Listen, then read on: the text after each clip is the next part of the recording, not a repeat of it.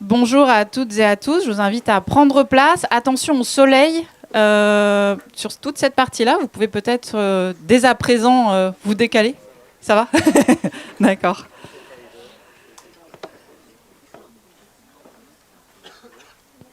Alors, donc c'est la conférence sur le lycée professionnel. Je m'appelle Béatrice Pina et je suis co-animatrice du livret éducation. Le lycée professionnel est très mal connu du grand public. Il y a très peu de reportages dans les médias, d'articles sur le lycée professionnel, et il est en général peu évoqué par les partis politiques. Nous, depuis 2017, on a décidé d'en faire un axe très important de notre programme. Dans le livret éducation que vous pouvez vous procurer dans la boutique militante, on a tout un chapitre consacré au lycée professionnel. Et puis en 2022, on a publié un plan sur les qualifications et savoirs utiles à la bifurcation écologique qui est consacré au lycée professionnel et au lycée agricole. Macron a annoncé lors de la campagne vouloir faire du lycée professionnel une voie d'excellence avec la méthode qui a réussi sur l'apprentissage. Alors qu'est-ce que c'est que cette méthode? Elle a consisté à fournir des travailleurs gratuitement aux entreprises, c'est-à-dire que les salaires des apprentis de moins de 21 ans sont pris en charge par l'État. Pourtant, les jeunes qui choisissent l'apprentissage ont beaucoup moins de chances de réussir leur diplôme. Et on a des chiffres très précis et des chiffres qui viennent du ministère de l'Éducation nationale. Plus de 3 élèves sur 4 vont jusqu'au bac quand ils sont sous statut scolaire, c'est-à-dire qu'ils suivent une formation de lycée professionnel sous statut scolaire, mais ils sont seulement 2 sur 5 via l'apprentissage. Les taux de rupture de contrat d'apprentissage sont également très élevés, plus de 39% chez les moins de 18 ans, et dans certaines filières, ça peut être jusqu'à 70%. Quand un jeune perd son contrat, ça met immédiatement fin à sa formation. Et donc, il y a 80 000 jeunes au niveau CAP ou Bac Pro qui se retrouvent ainsi en difficulté chaque année. Macron a publié il y a 2 jours dans un entretien au Point un entretien sur l'école, et il évoque également le lycée professionnel avec des chiffres complètement mensongers. J'ai vu que le SNUEP FSU avait fait a déconstruit en fait tous ces arguments, et je pense que Sigrid, tu reviendras dessus. Et puis il fait un lien très clair entre chômage et lycée professionnel. On reviendra avec nos intervenants sur cette logique adéquationniste qui est en fait au cœur du projet de Macron. Alors, et puis en fait, Macron fait comme si finalement il n'y avait pas déjà eu une réforme du lycée professionnel. Lors du premier quinquennat, il y a eu la loi Pénicaud en 2018 qui a fait en sorte que la définition des diplômes et des contenus de la formation sont déjà aux mains des entreprises, des branches professionnelles. Et puis, il fustige le décrochage scolaire, mais il a supprimé déjà des heures d'enseignement. 4 heures d'enseignement hebdomadaire, soit 10 semaines sur 3 années. Avec cette nouvelle réforme, il va poursuivre son œuvre de démantèlement du lycée professionnel, d'abord en supprimant encore des cours, en augmentant le temps de stage, et puis en prévoyant la refonte des cartes de formation en fonction des besoins locaux des entreprises, et vous serez plusieurs à revenir sur ce sujet-là. Alors, pour cette conférence, on a 4 intervenants. Sigrid Gérardin, qui est co-secrétaire générale du SNUEP FSU et qui est aussi professeur de lycée professionnel. Donc, qui a fait, voilà, vous avez fait partie de l'intersyndicale, qui a mené la réforme, qui a dénoncé ces différentes réformes. Et dont c'est l'anniversaire. Joyeux anniversaire, Sigrid. Et puis ensuite, nous donnons la parole à Séverine de Poilly, qui est maîtresse de conférences en sociologie à l'Université de Poitiers. Et donc, il va interroger les effets des politiques éducatives, et en particulier les mirages des logiques adéquationnistes entre formation et emploi. Et enfin, on donnera la parole à Olivier Salerno, membre du collectif Préparons la riposte, qui a lancé un appel aux élus et aux citoyens contre la réforme du lycée pro.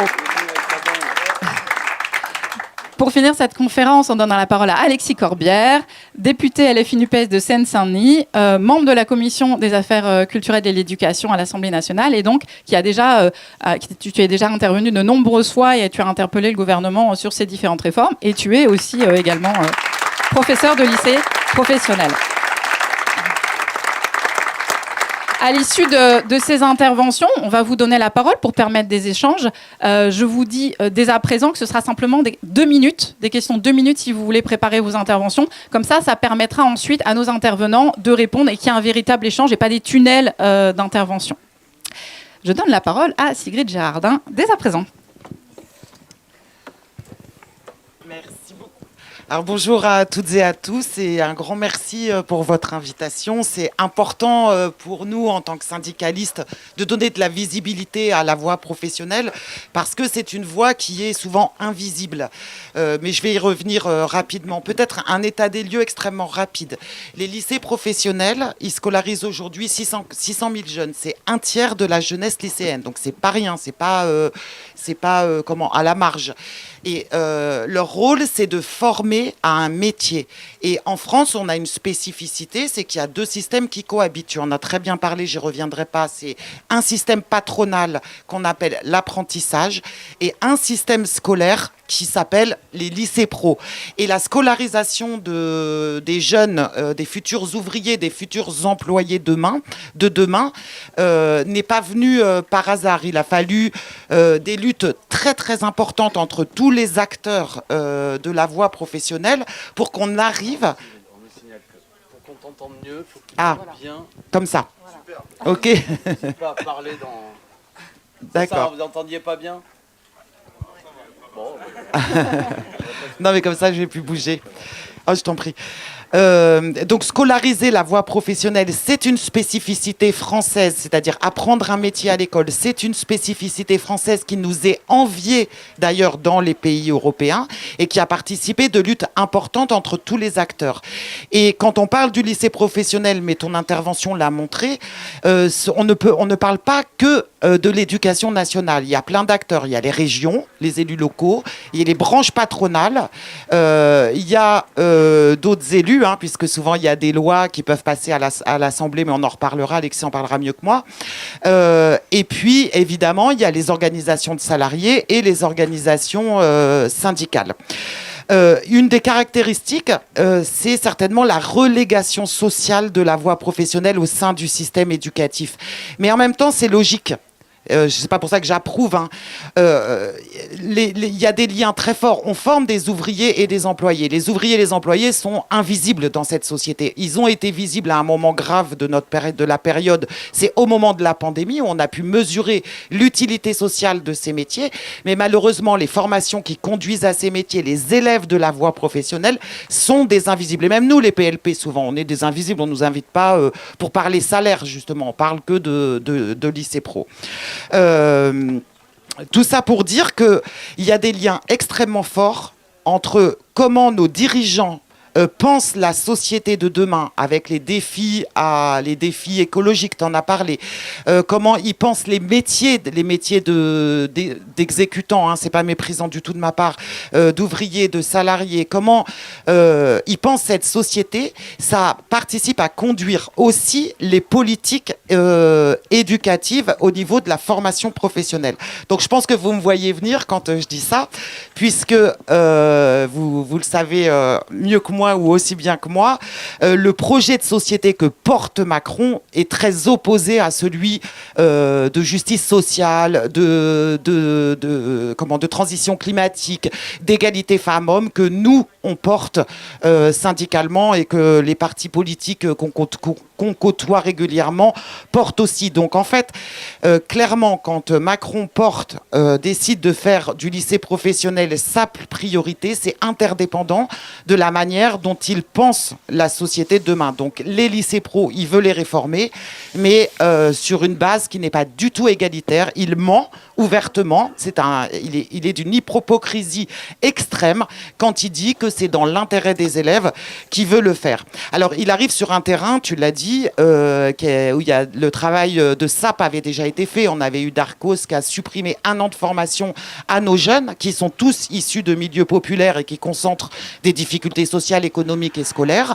Et on a eu évidemment Blanquer qui a encore retiré 30% d'enseignement. Donc comment voulez-vous qu'un jeune, même diplômé, nos jeunes de bac pro, même diplômés, et des savoirs professionnels, des compétences métiers et des savoirs assez solides pour affronter en réalité ce monde du travail qui est de plus en plus dur.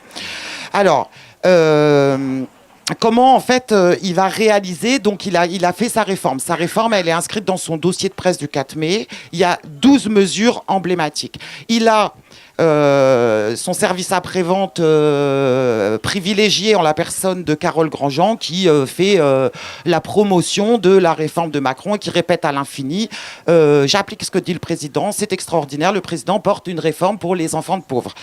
Alors, comment il va faire ? Il s'appuie aussi, parce que bon, malheureusement, il est intelligent, il s'appuie sur une situation économique, sur des données aussi sur le travail qui sont un peu affligeantes. Avant qu'il arrive au pouvoir, il y avait 300 000 emplois non pourvus. Aujourd'hui, on est à plus de 1 million d'emplois qui sont non pourvus en France. Et c'est inédit. On peut le dire, on peut être d'accord sur ce diagnostic. C'est un problème. Après, c'est dans des secteurs d'activité très précis. C'est l'hôtellerie-restauration, c'est le soin à la personne, c'est le bâtiment, c'est le nettoyage, par exemple, dont des métiers extrêmement pénibles, aux conditions salariales souvent déplorables, qui fait que beaucoup de salariés qui sont aujourd'hui qualifiés désertent ces métiers-là tellement les conditions de travail sont déplorables. Mais quand on a une offre qui est supérieure à la demande, il y a une chose qui est intéressante, c'est que les salariés peuvent retrouver du pouvoir de négociation, surtout en période, dans une période de chômage comme on l'est actuellement. Et c'est vrai, dans l'hôtellerie-restauration, les branches professionnelles ont été obligées de lâcher, alors pas assez, de lâcher sur des augmentations salariales. Dans le nettoyage, ils sont obligés, dans le bâtiment aussi. Alors c'est loin d'être à la hauteur de l'investissement des salariés sur ces métiers-là, qui sont des métiers extrêmement difficiles, mais c'est comme ça. Donc Macron, qu'est-ce qu'il a fait ? Il vient directement en aide à des grands groupes financiers, je pense à Bouygues, McDo ou d'autres, et il va essayer. Il a un plan global pour empêcher que nous on retrouve du pouvoir de négociation. Et là, dans son plan global, il y a trois lois. Enfin, trois dispositifs.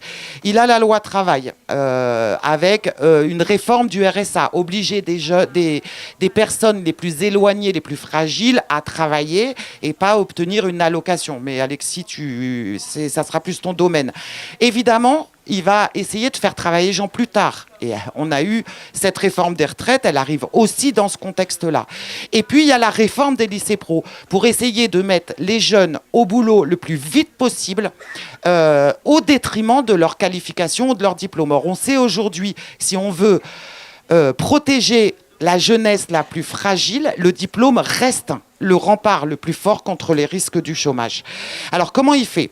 Je vais pas rentrer techniquement dans la réforme, si vous avez des questions, on y reviendra. Il y a 2 mesures emblématiques. Il y a la première mesure, c'est augmenter les stages. Plus ils seront dans l'entreprise et moins ils seront à l'école, plus ça sera de la main-d'œuvre gratuite, comme tu disais.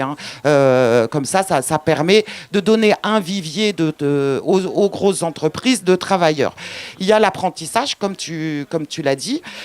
Et au niveau des stages, quand même, l'année dernière, il y a eu une vraie mobilisation sur cette question d'augmentation des stages. Et là, l'intersyndicale a réussi à faire reculer Carole Grandjean sur son premier projet de départ. Mais je dis l'intersyndicale, mais je tiens aussi à rendre hommage à d'autres. Il y a eu des tribunes de chercheurs et de chercheuses. Ils sont très peu nombreux, Séverine, tu pourras peut-être le dire, à travailler sur le lycée pro, eux aussi. Il y a eu une vraie mobilisation des parlementaires aussi. Sans eux, on n'aurait pas réussi non plus. C'est-à-dire que la convergence des forces qu'on a mis dans la bataille a permis à Carole Grandjean de reculer sur son projet. Bien sûr, reculer, c'est pas renoncer. Et donc là, ça revient sur le tapis. Mais au lieu d'une augmentation de 12 semaines, on serait sur une augmentation de 2 semaines. Mais on va combattre encore. On va essayer de le faire ensemble. On va essayer de voir comment on peut construire un collectif tous ensemble. On vous fera des propositions aussi pour... justement, parce qu'on n'y arrivera pas tout seul. C'est un projet de société. Ils prétendent que c'est une réforme scolaire, mais c'est une réforme beaucoup plus large que la réforme scolaire. Et la deuxième mesure emblématique, mais je pense que tout le monde va en parler ici, c'est la réforme de la carte des formations. Aujourd'hui, dans les lycées professionnels, un jeune, quel que soit son lieu géographique, peut accéder à une formation à son métier, au métier qu'il décide, partout sur le territoire. Bon, c'est pas encore l'idéal. Par exemple, il y a que 5 formations boucherie, alors qu'il y a une demande forte en boucherie chez les jeunes qui sont en lycée professionnel. Par contre, il y en a plein en apprentissage. Il faudrait l'élargir. Aujourd'hui, cette carte des formations, elle n'est pas assez large. Ça, c'est une réalité. Et il y a les filières tertiaires. Les filières tertiaires, c'est les filières où il y a le plus gros vivier de jeunes. Et pourquoi pendant des décennies l'éducation nationale a mis en place des filières tertiaires? C'est parce qu'elles coûtent pas cher. Vous imaginez bien, quand on met en place un atelier de soudure, il y a 3 énormes machines à plus d'1 million d'euros pour apprendre le métier de soudeur. Les lycées professionnels, il faut une classe, les secteurs tertiaires, une classe avec 15 ordinateurs, c'est bon. Donc vous voyez ce qui s'est passé pendant des années, il n'y a jamais eu d'ambition pour élargir les cartes de formation, réfléchir aussi à la division sexuée des filières, parce qu'on a quand même des filières très masculines, des filières très... Mais ça, tu le diras après. Donc voilà, aujourd'hui, c'est ça. Lui, ce qu'il veut, au prétexte de lutter contre le décrochage, au prétexte, et ça c'est honteux, au prétexte de dire les lycées pro fabriquent du chômage. C'est ça son argument. Les lycées pro fabriquent du chômage. Ils forment à des métiers qui ne recrutent pas. Alors déjà, première contre-vérité, nous formons à des métiers. Lui, qui a la responsabilité de l'emploi en France? Les employeurs publics, parce que être agent de la fonction publique, c'est 20% de l'emploi en France, et bien sûr les entreprises privées. Donc la responsabilité de l'emploi, c'est pas nous, c'est à l'extérieur. Donc au prétexte de ce slogan, en fait, il est en train de conduire une politique avec un slogan, il va dégommer, massacrer les filières tertiaires pour les remplacer par des filières, par une formation qui mène sur les métiers en tension. Donc vous imaginez, il est en train d'instrumentaliser en fait la vie globale d'un adolescent, mais sa formation professionnelle pour répondre à des besoins immédiats et de proximité des entreprises. Et ça, c'est insupportable. Mais pour lui, c'est du gagnant-gagnant, parce que, comme tu l'as dit, la loi de 2018, elle a complètement libéralisé le marché de la formation, et il y a énormément de CFA privés qui se sont montés, et notamment des grands groupes, mais qui ne trouvent pas de clients, parce que nos jeunes, quand ils sortent de 3e, ils préfèrent encore venir dans les lycées professionnels. Il y a cette culture de l'école qui n'est pas complètement encore dégommée, même si ça ne va pas tarder, si on n'y arrive pas à les empêcher. Les jeunes préfèrent aller en lycée professionnel. Et on voit émerger un CFA McDo, un CFA Chaussea, des grandes enseignes ouvrent des formations par apprentissage avec des titres professionnels qui correspondent à nos bacs pro. Donc, vous voyez la logique, il faut fermer le robinet du public pour que les jeunes aient 2 solutions. Soit ils vont sur des formations qu'ils n'ont pas choisies, nettoyage pour les filles, bâtiment pour les garçons. Soit, s'ils veulent vraiment passer un diplôme dans le tertiaire, ils vont aller alimenter de la main-d'œuvre gratuite chez McDo. Donc c'est ça, en fait, la philosophie complète de ce projet. Alors, je vais m'arrêter là. Ah oui. Cette carte des formations, il faut bien se dire, dans le code de l'éduc, qui a la responsabilité des cartes de formation? Ce sont les rectorats, c'est-à-dire l'éducation nationale, et les régions. Donc, quand il va y avoir ce massacre organisé, ces fermetures de filières professionnelles, clairement, on va regarder ce que font les régions et ce que fait aussi chaque parti dans les régions. On va arrêter de nous dire c'est pas notre faute, c'est l'éducation nationale. Aujourd'hui, les politiques dans les régions vont avoir un rôle particulier sur ces choix de fermeture et de non-fermeture. Alors malheureusement, on a rencontré un politique qui s'occupe de l'éducation au niveau de région de France. Ça ne nous a pas rassurés du tout. Alors, je termine, je vais conclure là-dessus. Ça nous paraît un rouleau compresseur, qu'on ne va pas y arriver, etc. Mais je crois, déjà, on ne sait pas comment va réagir la société, on ne sait pas comment, est-ce que les jeunes vont réagir ou pas, est-ce que, même moi, je ne suis pas rentrée encore, la rentrée, je n'ai pas vu mes collègues encore, est-ce que les collègues vont être remontés, vont être volontaristes dans la bataille ou pas? Ces questions-là, on ne peut pas les connaître aujourd'hui. Mais de toute façon, on va mener la bataille. On va la mener, évidemment, en intersyndical. Ça, c'est prioritaire. Et on va faire tout. C'est pour ça que je vous remercie vraiment sincèrement d'avoir une tribune sur le lycée pro ici. Il faut qu'on fasse tout pour montrer que c'est un projet de société. Alors, je sais que vous, militants de la France Insoumise, vous avez des combats à mener de partout. Si vous reste du temps, n'hésitez pas à continuer à venir avec nous dans ce combat. Je sais que, en tout cas, vos représentants le feront comme d'autres, mais c'est très, très important pour l'avenir des jeunes. Je n'ai pas parlé des personnels, mais vous imaginez bien le massacre aussi quand on est prof de commerce. Il va falloir qu'on se reconvertisse en 6 mois ou je ne sais pas combien en prof de nettoyage, c'est pas possible. En termes de compétences métiers, on n'a pas ces compétences-là. Nous, on est d'anciens professionnels. On va obligatoirement baisser en qualité d'enseignement pour nos jeunes aussi. Voilà.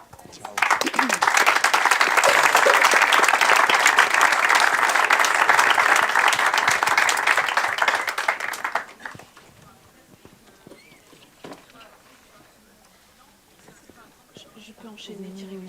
Je vais mettre mon petit chrono pour me discipliner.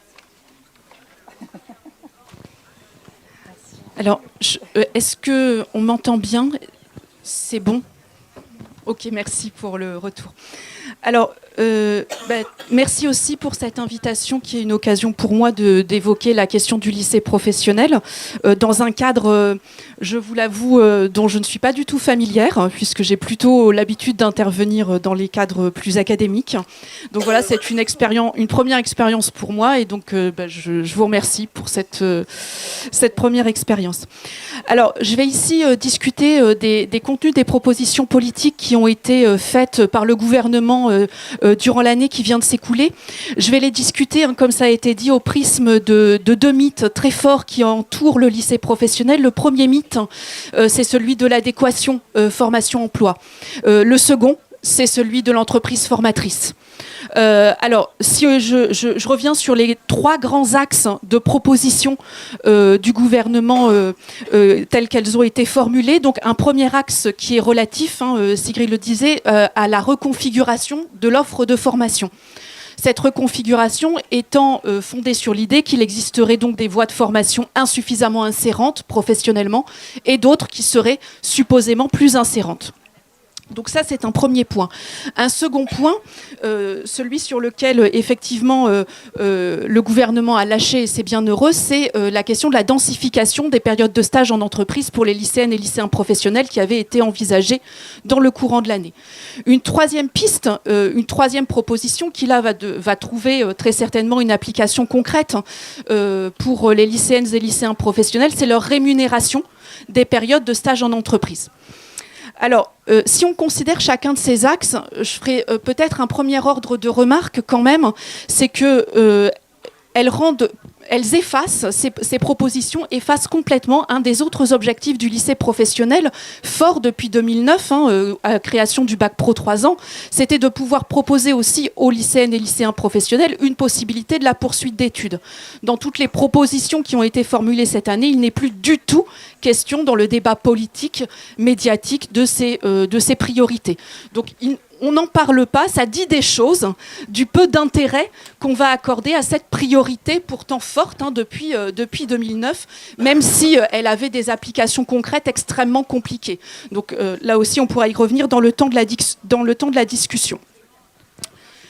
Alors, je discuterai de chacun de ces 2 mythes, une adéquation possiblement parfaite entre le lycée professionnel et le monde du travail, la responsabilité appartenant au lycée professionnel de faire de la formation insérante professionnellement.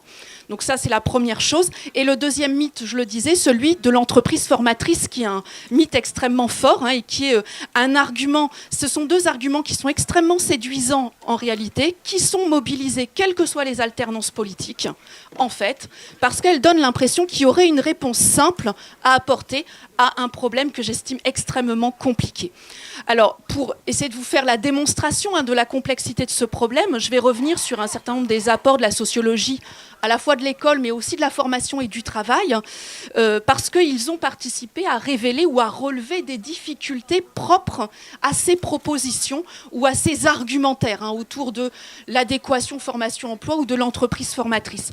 Alors, une des premières difficultés, certainement, que révèlent ces mythes, c'est la difficulté à faire reconnaître la spécificité de l'enseignement-apprentissage en lycée professionnel.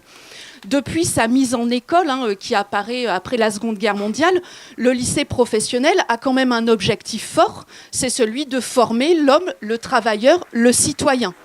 On n'est pas le lycée professionnel a un objectif ambitieux au moment de sa mise en école et il ne vise pas à préparer des jeunes à apprendre des gestes de métier ou des techniques professionnelles qu'il s'agirait pour eux de mobiliser dans le cadre de tâches parcellisées. En fait, le lycée professionnel vise l'acquisition d'une culture technique. Une culture technique qui s'incarne dans l'apprentissage de gestes d'usage et de fonctionnement des machines, l'apprentissage d'un travail sur de la matière d'œuvre, un apprentissage aussi sur et avec les vies humaines, si on veut bien considérer l'importance des secteurs des services, par exemple. Cette culture technique, elle s'incarne aussi dans un travail autour des conditions sociales du travail et des relations sociales qui en sont constitutives. C'est de ça aussi, c'est à ça aussi qu'on prépare les élèves en lycée professionnel. L'enseignement, les enseignements conjoints malheureusement, je ne suis pas certaine d'avoir une voix suffisamment dense pour pouvoir faire la balance avec l'autre côté. Mais en tout cas, ce qui est certain, c'est que l'enseignement tel qu'il est promu en lycée pro, enseignement théorique, généraux, technologique et professionnel, sert normalement la transmission de cette culture technique. Cette culture technique, elle est effacée, on le voit, par la centration aujourd'hui sur la question des savoir-être ou des compétences relationnelles qui deviennent les seules compétences à travailler avec les jeunes. Ça vient complètement gommer la spécificité du lycée pro et de ce qu'il est supposé enseigner aux élèves, c'est-à-dire des savoir-faire de métier et des compétences techniques qui lui sont associées. Donc ça, c'est un élément qui est un impensé fort de l'enseignement professionnel. Un second problème contenu dans ces mythes est lié en réalité à la difficulté à considérer. Je vais essayer de parler plus fort, mais merci beaucoup. Il y a une sono agressive. Donc, la difficulté à considérer la réalité des trajectoires d'insertion des jeunes. En fait, la trajectoire d'insertion d'un jeune, elle est protéiforme, elle n'est pas linéaire. Elle alterne les périodes de stage plus ou moins longues selon les filières de formation suivies, les périodes de chômage, les périodes d'entrée dans l'emploi, précaires, plus ou moins stables, de retour en formation pour un retour encore en emploi. Donc l'insertion, la trajectoire d'insertion d'un jeune, c'est une trajectoire complexe et qui ne peut pas être simplifiée par l'idée qu'on a un diplôme et on va trouver un emploi mécaniquement correspondant à ce diplôme. Alors, un des autres problèmes, certainement, qui est un problème fort s'agissant c'est un peu la même chose que la question des trajectoires d'insertion professionnelle, c'est ceux qui sont relatifs aux critères d'embauche des employeurs. En fait, le critère d'embauche premier, c'est pas forcément le diplôme. D'accord, c'est pas le diplôme. Ça peut être éventuellement la question de sa compétence dans le métier, son expérience professionnelle acquise, son ancienneté. Donc là encore une fois, du côté de l'employeur ou de l'employeuse, ce qui va compter, c'est pas nécessairement d'abord le fait qu'on puisse avoir le bon diplôme. Donc ça, c'est quand même un élément important parce que ça vient rappeler que les critères de l'employabilité des jeunes qui circulent du système éducatif au marché du travail ne sont pas équivalents. Et de ce point de vue, c'est certainement les critères plus informels, donc en fait relatifs aux compétences relationnelles ou à des savoir-être qui vont venir déterminer l'employabilité plus ou moins grande d'un jeune. Alors, un quatrième...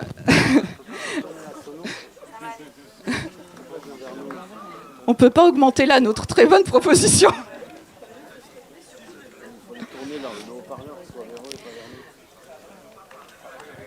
Alors, super, merci. Alors, un quatrième problème est contenu dans l'idée même de refonder les cartes de formation. Hein, ce qu'on disait tout à l'heure, Sigrid l'a dit aussi, c'est-à-dire qu'on fait l'hypothèse en fait, qu'on va proposer une offre de formation qui trouverait en face nécessairement de l'emploi. Donc là, il me semble que c'est une proposition gouvernementale qui est presque empreinte de naïveté. De nombreuses études ont effectivement montré que les entreprises elles-mêmes, et c'est certainement plus vrai encore pour le salariat d'exécution auquel prépare le lycée professionnel, est bien en peine pour déterminer ce que seraient des emplois d'avenir, de déterminer quels sont leurs besoins en termes de main-d'œuvre ou en termes de qualification. Ça, c'est complètement impensé dans les propositions gouvernementales qui sont aujourd'hui portées. On peut aller plus loin encore. Un autre impensé, c'est celui de s'intéresser à des territoires sur lesquels il n'y a pas de bassin d'emploi clairement identifié ou suffisamment dynamique. Je pense notamment aux territoires ruraux, à la démographie vieillissante, où si on suit la logique des propositions gouvernementales actuelles, on ne trouverait à proposer dans certains territoires que des formations au bac pro soins services à la personne. Ce qui nous laisse quand même imaginer ce qu'on offre comme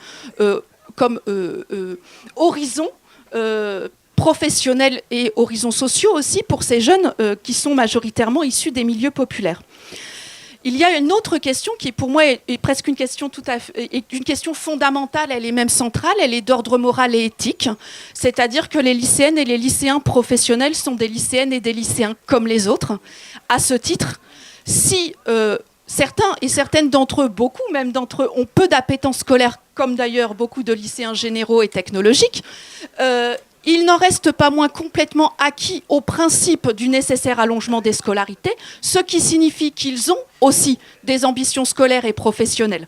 Ils ont des ambitions scolaires et professionnelles, ils souhaitent accéder à des filières de formation qui les éloignent des conditions du travail les plus difficiles, les plus subalternes, et ils attendent d'avoir un métier qui les émancipe et qui leur donne une valeur aussi sociale et symbolique. Or, lorsqu'on enserre ou on enferme les trajectoires des jeunes dans des bassins d'emploi, on leur donne quand même moins de chances qu'à d'autres de s'offrir un horizon des possibles un peu plus dense, un peu plus large qu'on ne peut l'offrir à des lycéens généraux, à moindre mesure à des lycéens technologiques. Alors, du coup, la vraie question, c'est comment, dans cette perspective, on réussit à garantir un principe d'éducation juste pour tous, si on prend au sérieux un élément sociologique de base. Le lycée professionnel n'accueille pas n'importe quels élèves, en tout cas pour les filières de l'enseignement professionnel qui sont les plus nombreuses sur le territoire français, qui accueillent majoritairement des élèves issus des milieux populaires. Il est fort probable que la mesure qui a été proposée de la rémunération des élèves de leur période de stage vienne certainement encore entretenir le malentendu du côté des élèves, suivant lequel l'entreprise serait plus formatrice que le lycée professionnel, ce qui est, à mon avis, en soi questionnable. Donc, j'en viens au deuxième principe. J'y viendrai assez rapidement, en 2 minutes. Je m'excuse déjà d'avance du retard que je fais prendre. Alors, ce contour du second mythe, pour appuyer cette idée de l'entreprise formatrice, ce qu'on fait, c'est qu'on met en valeur les vertus de l'apprentissage.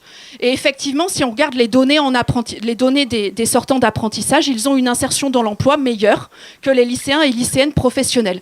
Mais dire cela, c'est aussi gommer une autre réalité de l'apprentissage. Le travail de Priska Kergoat sur l'apprentissage l'a très bien montré. L'apprentissage trie, sélectionne et hiérarchise les individus. En d'autres termes, pour le dire autrement, ne va pas en apprentissage qui veut. Celles et ceux qui disposent déjà d'un capital relationnel qui leur permet de trouver un employeur. Celles et ceux qui sont issus des milieux les populaires mais les plus stabilisés. Les enfants dont les parents sont précarisés dans l'emploi sont les plus éloignés des possibilités même d'intégrer l'apprentissage. L'apprentissage ne sélectionne pas nécessairement sur de la performance scolaire, mais elle va sélectionner sur ses savoir-être ou sur ce capital relationnel. Pour le dire autrement, mécaniquement, si l'apprentissage sélectionne, le lycée professionnel reçoit ce que l'apprentissage ne veut pas. Donc le défi est encore plus grand du côté des enseignantes et des enseignants de lycée professionnel. Alors, s'agissant là encore des vertus proprement formatrices de l'apprentissage, Sigrid le disait, le taux de rupture de contrat d'apprentissage est énorme et il ne peut que nous interpeller. 30% de rupture de contrat, alors j'ai pas tout à fait les mêmes chiffres, mais ça s'explique par le fait que j'ai peine à les trouver et qu'ils sont difficilement associables à un niveau de formation en particulier. De les trouver pour le CAP, pour le bac pro, c'est difficile, et surtout suivant les filières de formation considérées.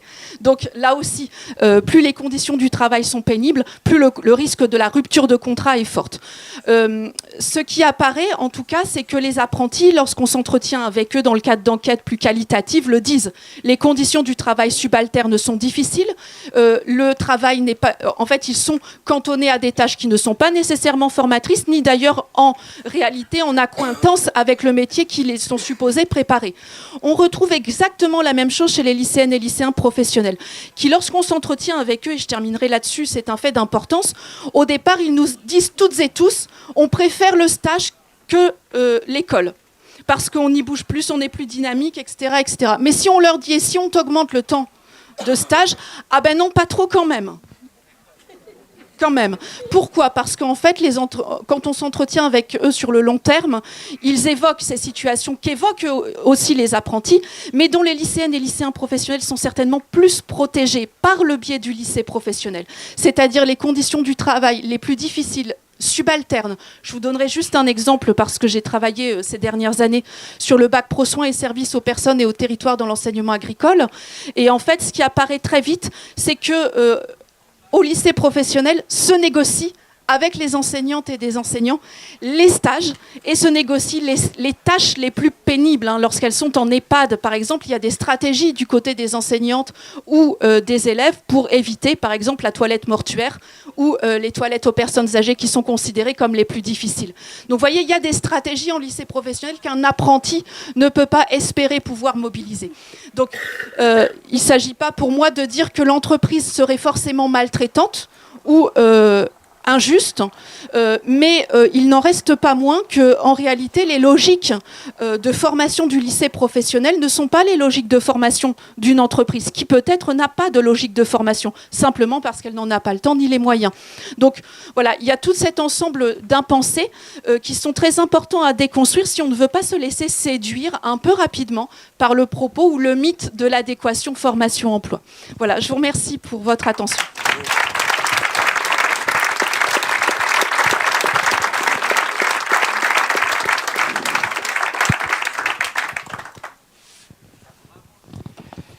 Et bonjour à tout le monde. Merci beaucoup pour l'invitation. Tout le monde m'entend bien ? Ouais ? Un peu plus fort. Bon, moi, je suis Olivier Salerno, je suis prof d'atelier en lycée professionnel à Nice, où j'enseigne les métiers du graphisme et de la communication visuelle. Et ici, je représente le collectif Préparons la riposte, qu'on a créé avec Armelle Briand et Germain Filoche, qui sont tous les deux profs aussi en lycée professionnel, un à Grasse et l'autre à Bobigny. On a créé ce collectif en novembre 2022, suite aux annonces très, très volontaristes d'Emmanuel Macron, parce que pour nous, cette réforme devait être connue bien au-delà du monde de l'éducation, dans le sens où il y avait deux choses assez nettes qui s'en dégageaient. Dans un premier temps, le retour de ce qui ressemble fort au travail des enfants, et la continuité de la casse de tout ce qui peut ressembler de près ou de loin à de la protection dans le monde du travail. Alors avant d'aller plus loin, j'aimerais dresser un profil un peu type de nos élèves. Beaucoup de celles et ceux qui s'orientent en lycée pro arrivent déjà très abîmés du collège. La plupart viennent de milieux très populaires, plus de 90% affichant des indices de position sociale inférieurs à la moyenne nationale. Leurs orientations ont souvent, pas toujours, mais souvent été subies. Même si beaucoup formulent des vœux vers des métiers qui peuvent leur plaire, s'ils viennent chez nous, c'est que leur parcours scolaire, la plupart du temps, ne s'est pas toujours super bien passé. Les savoirs du collège ne sont pas acquis, et les élèves ont souvent des problèmes de méthodologie qu'ils traînent depuis longtemps. Je vous donne un exemple parmi tant d'autres. Ils ne prêtent pas de dot. Dans mes cours théoriques, par exemple, parce que même si je suis prof d'atelier, j'ai aussi des cours théoriques, j'explique, on échange, après on fait une petite pause, et là, je dicte mon cours. Beaucoup arrivent cassés en seconde avec un ressenti assez marqué vis-à-vis de l'école et de l'institution en règle générale. Il leur a manqué du temps au collège, sachant qu'on n'y redouble plus, et que l'on fait passer les élèves comme des savonnettes de la 6e à la 3e, même si ça se passe mal. Ils sont bien plus jeunes qu'il y a une vingtaine d'années, où on entrait en lycée pro après avoir redoublé plusieurs fois. Aujourd'hui, on y rentre aux alentours de 15 ans. Et il faut avoir ça en tête quand on pense à des périodes de stage de 4 à 6 semaines dans différents secteurs, pour travailler sur un chantier ou s'occuper des personnes âgées, comme on l'a dit par exemple. Il y a donc un grand besoin de temps et d'attention. Et là-dessus, nos gouvernements successifs s'affairent depuis des années à casser un des outils qui pouvait encore réparer ces adolescents, qui, aux yeux de la loi, sont des enfants. Ce qu'ont fait les gouvernements, c'est qu'ils les ont orientés de plus en plus tôt vers le monde du travail. Le lycée pro est grignoté petit à petit depuis une quinzaine d'années, et la vérité, c'est qu'aucun bilan n'a été tiré des 2 précédentes réformes qui nous ont littéralement mis à genoux, en nous retirant, on l'a dit, une année complète de formation, puis plus tard, plus de la moitié des heures d'enseignement généraux. Et tout ça passe dans une indifférence quasi totale. Pourtant, le lycée pro représente un tiers des lycéens de France. Ça fait environ entre 600 et 700 000 élèves, mais comme ils viennent de catégories sociales populaires, bien, comme dans tous les autres domaines, ils sont sous-représentés dans le débat public. Et là, Macron nous annonce que le temps passé en stage par les élèves allait augmenter significativement, c'est encore dans les cartons quand même, alors qu'actuellement, ils font déjà 22 semaines de stage sur leurs 3 années de formation, ce qui n'est quand même pas rien. On n'est pas du tout éloigné de l'entreprise en lycée professionnel. C'est-à-dire que nos élèves qui voient leur temps passé au lycée se réduire comme peau de chagrin depuis des années, vont y passer encore moins de temps au profit du temps passé en entreprise. Donc pour résumer, on a des élèves de plus en plus jeunes, diplômés d'un bac pro light, qui cumulent des lacunes et à qui on retire progressivement et définitivement les moyens de s'en sortir. Car ce n'est pas l'entreprise qui peut remplacer l'école. Déjà parce que les patrons des petites boîtes ne veulent pas s'embêter avec des ados. Ça, c'est notre rôle à nous, les profs. Les patrons, ils sont OK pour des stages courts, mais à cet âge, il ne faut pas que ça dure trop longtemps. Et on le voit, hein, les périodes de recherche de stage pour nos élèves sont très très stressantes. Ils se prennent refus sur refus dans leur démarche. Je parle des stages en lycée pro, parce que tu viens bien de le dire qu'en apprentissage, ce n'est pas le même profil d'élèves. Donc ils se prennent refus sur refus dans leur démarche, et c'est loin d'être rare qu'un gamin de 16 ans nous explique s'être fait jeter 10, 20 ou 30 fois par des entreprises différentes. Là, pour le coup, il la voit bien, la réalité du monde du travail. Moi, j'ai connu une époque, ça fait 20 ans que je suis enseignant, j'ai connu une époque où on faisait des exercices de mise en situation pour préparer nos élèves dans leur démarche. Aujourd'hui, on n'a plus du tout le temps de faire ce genre de choses.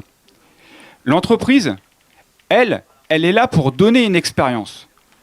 Dans un salon de coiffure, quand on a 15-16 ans, on accueille la clientèle, on passe le balai, on fait des shampoings, on s'occupe des stocks, mais on ne se lance pas directement dans une coupe de cheveux, ça peut bien se comprendre. S'exercer sur des mannequins de tête, rater, passer 3 ou 4 heures sur un dégradé ou par exemple sur une mise en pli, ça c'est dans les ateliers du lycée qu'on peut l'apprendre. Et on comprend bien là qu'en aucun cas l'entreprise ne peut ni ne doit remplacer l'école dans la formation. Parce que c'est une évidence, ce n'est pas en réduisant le nombre d'heures passées à l'école que l'on peut former correctement les futurs professionnels. Donc nos élèves ont besoin de temps pour s'instruire, se former, et s'ils le souhaitent, poursuivre leurs études après leur bac pro pour compléter leur formation ou pourquoi pas changer d'orientation. Alors, avant même de parler de projets désirables à construire, la première des revendications, c'est de rendre ce temps qui a été volé à nos élèves de bac pro, qui sont ceux qui en ont le plus besoin. Et moi, j'assume d'être sur une posture défensive. J'ai le t-shirt là avec écrit ZAD, zone à défendre. Parce que dans le sens où c'est une véritable spoliation à laquelle on assiste depuis des années. Et évidemment, il faut aussi déconstruire, ça a été fait avec vous deux, il faut aussi déconstruire l'imaginaire de Macron et son monde, à savoir que pour eux, l'enseignement professionnel doit se calquer sur le modèle du tout apprentissage, en remettant les enfants au boulot, et particulièrement ceux des milieux populaires. Loin d'être nouveaux, leurs arguments peuvent passer pour du bon sens, avec dans l'idée que pour certains gamins pour qui le collège a été compliqué, travailler tôt, ça peut être une solution. Si on fait un rapide sondage ici, je pense qu'il n'y a pas beaucoup de monde capable d'expliquer clairement la différence entre apprentissage et lycée professionnel, tel qu'on vient de le voir. Le terme apprentissage a une connotation positive dans l'inconscient collectif. Ça s'explique car beaucoup après-guerre ont pu se construire et évoluer grâce à ça. Ma mère, par exemple, elle a développé un savoir-faire hors pair en CAP couture floue, en passant d'abord par un apprentissage chez un grand couturier en tant que petite main. Quand on évoque ses souvenirs, lui viennent principalement ceux qui ont fait ce qu'elle est devenue. Et pour les personnes de cette génération, même si le quotidien était loin d'être facile, évidemment, les centres d'apprentissage permettaient de s'élever socialement sur le long terme. Et c'est l'historien Gérard Noiriel qui explique qu'il était la planche de salut de la classe ouvrière dans un contexte encore fortement industrialisé et pendant les fameuses 30 glorieuses qui permettaient une certaine perspective d'avenir. Mais aujourd'hui, le contexte économique a radicalement changé et quand on explique qu'un apprenti dépend de son entreprise et que la réalité de la petite entreprise est bien plus fragile et précaire que le ministère de l'Éducation nationale, eh bien ça change la donne. Il faut comprendre qu'un apprenti n'est pas scolarisé s'il n'a pas d'entreprise. S'il est confronté à un problème quelconque et qu'il perd son lien avec elle, il est tout simplement déscolarisé.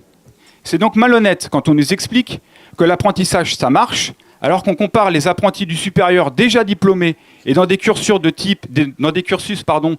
type assistant en ressources humaines ou chargé de communication, avec des lycéens professionnels qui n'ont pas encore le bac et qui suivent des formations dans la restauration, l'industrie, l'artisanat ou les métiers du lien. D'un côté, on a des adultes qui ont déjà un bagage, qui font un vrai boulot, mais avec un statut de travailleur qui ne coûte quasiment rien à l'entreprise. Et de l'autre, on a des enfants sous statut scolaire qui font des stages. Comme ces gamines non expérimentées en bac pro ASAP, A2SAP, c'est l'accompagnement soins et services à la personne, quand elles se retrouvent face à des personnes âgées, en établissement sanitaire, dans un environnement stressant et soumis à une cadence de dingue. Car la réalité des chiffres, c'est que si on compare les lycées et les apprentis d'un même niveau en bac, 40% poursuivent leurs études en lycée pro, contre 9% en apprentissage. Et une enquête récente révèle que près de 40% des jeunes abandonnent ou sont éjectés de leur apprentissage en niveau bac pro. Moi, j'ai enseigné à Douai quelques années, dans le Nord. On avait un gamin qui était complètement paumé, déscolarisé, tout jeune, et qui venait de décrocher un apprentissage dans la restauration grâce au suivi de ses éducateurs. Le resto dans lequel il bossait, qu'il a accueilli d'une façon très correcte, a mis la clé sous la porte. Déscolarisation, retour à la case départ. Macron, il veut généraliser ce statut en annonçant 1 million d'apprentis pour la rentrée 2023. Et en augmentant en parallèle la dose de stage du côté lycée pro, qui seront maintenant rémunérés, histoire de faire se ressembler de plus en plus ces deux types de formations. Sachant qu'un apprenti égale un chômeur en moins, on voit ici que l'objectif, c'est de participer au plein emploi, précaire, coûte que coûte. Quasi gratuit pour les entreprises, puisque subventionné par les pouvoirs publics. Car l'apprentissage coûte très cher, bien plus cher que le lycée professionnel. Dans leur idée, la scolarité d'une grande partie des lycéens et lycéennes des milieux populaires, on le rappelle, des mineurs qui ne sont pas diplômés, dépendra de plus en plus du monde de l'entreprise et aura pour vocation de combler rapidement les emplois en tension. Moi, si je dis ça, c'est que Macron veut une employabilité rapide, efficace après le diplôme. Aller au boulot tout de suite, très jeune, sur des emplois en tension, avec un diplôme à minima, c'est ça leur projet qu'ils ont pour le lycée professionnel. Il faut mater la jeunesse, ça, on l'a vu au début de l'été. Et on va l'envoyer au boulot à l'ancienne. Macron, il l'a dit le 24 juillet à Nouméa. Il faut, je le cite, réinvestir sur notre jeunesse pour lui fixer un cadre. Alors de travail, ordre, progrès à la fin de la séquence des retraites, eh ben on l'a entendu, on est passé à ordre, ordre, ordre pour parler des jeunes des milieux populaires. Et il a réitéré dernièrement dans Le Point où il a dit qu'il fallait reciviliser une partie de la jeunesse. Et là-dessus, la nomination de Gabriel Attal en tant que ministre de l'Éducation nationale, grand penseur du SNU, le service national universel, et favorable au port de l'uniforme à l'école, ne fait que le confirmer. Alors j'ai en tête plusieurs choses que je mettrai en parallèle sur les derniers mois et les dernières années. Tout d'abord, le développement des écoles de production, qui sont encore un autre truc, un autre type de structure, privée, hors contrat, qui font bosser des gosses de 15, 16 et 17 ans, qui passent les 2/3 de leur temps à travailler gratuitement au sein d'ateliers scolaires pour des clients réels. On nous présente ça comme une alternative pour élèves décrocheurs, évidemment. Total veut les soutenir à hauteur de 60 millions par an. Peu nombreuses jusque-là, elles étaient 7 en 2000, 26 en 2018, et le projet, c'est de les multiplier encore par 4. Également, un article de Regard que j'ai lu en mai dernier qui explique que le gouvernement australien veut figer l'âge minimum pour travailler à 13 ans pour des travaux légers. Et qu'en Italie, près d'un mineur sur 15 travaille dans la restauration, la vente ou l'agriculture. Il y a aussi ce post récent sur les réseaux sociaux en mode good vibe, sur les réseaux sociaux du Parisien, qui présente un gamin de 13 ans d'une cité de Seine-Saint-Denis qui bosse comme un dingue à vendre des smoothies sur le marché et qui est encensé sur les réseaux sociaux. Ou encore la déclaration d'Alexandre de Gignac, l'ancien PDG d'Air France, en 2015, qui s'est dit prêt à remettre en cause tous les acquis sociaux, y compris l'interdiction du travail des enfants et le droit de grève. Et là, les annonces de Macron qui projettent de payer les stages entre 1 et 2 € de l'heure en lycée pro, qui, on le rappelle, concernent les jeunes des catégories les plus populaires. Donc en gros, on propose un complément de revenus grâce à leurs gamins aux familles qui subissent le plus l'inflation. Tout ça fait beaucoup.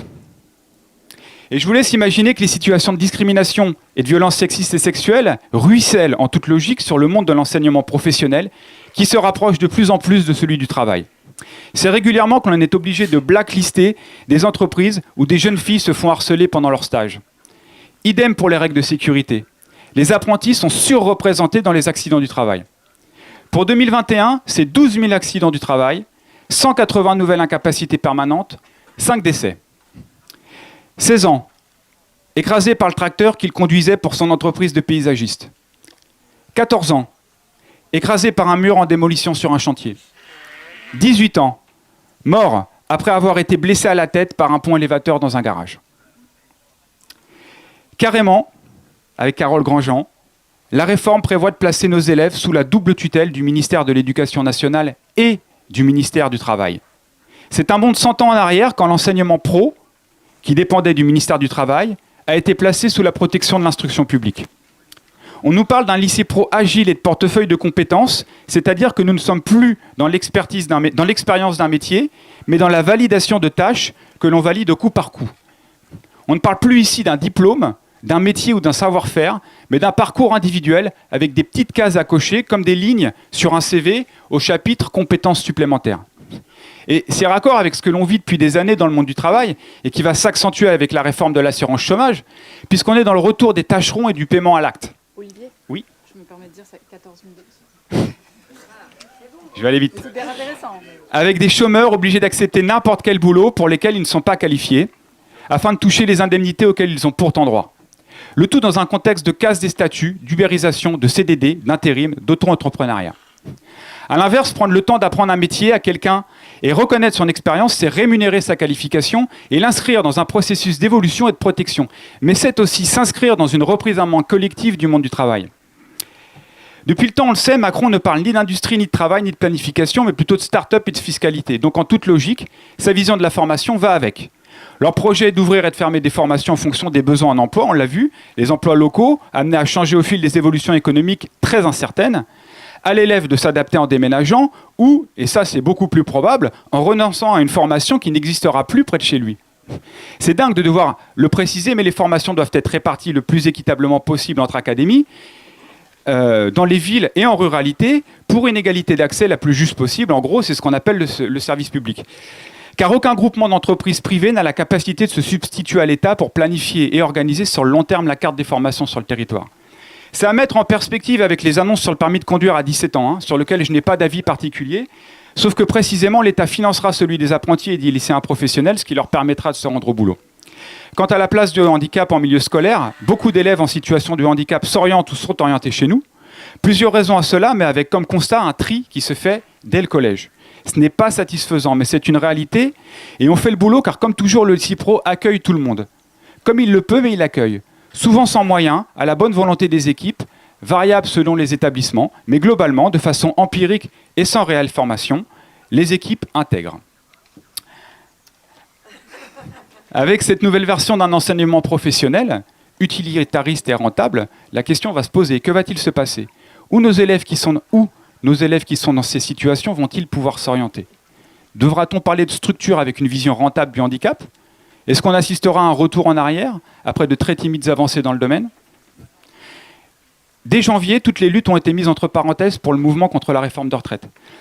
Et le 17 avril, lors de son allocution à la télé, qui devait lui permettre de passer à autre chose, Macron a remis sur la table le chantier de l'enseignement professionnel qu'il inscrit dans une politique générale sur le travail. Je le cite. « D'abord le chantier du travail, je veux désormais engager la réforme du lycée professionnel. » Voilà, la même phrase. Macron ne passe donc pas du tout à autre chose en plaçant un tiers des lycéens dans le champ du monde du travail. Il est dans la continuité de son projet sur la retraite, faire trimer les gens de 15 à 64 ans et plus. Pour conclure, c'est un dessin de Sanaga qui a pas mal tourné, qui est le plus parlant, je trouve.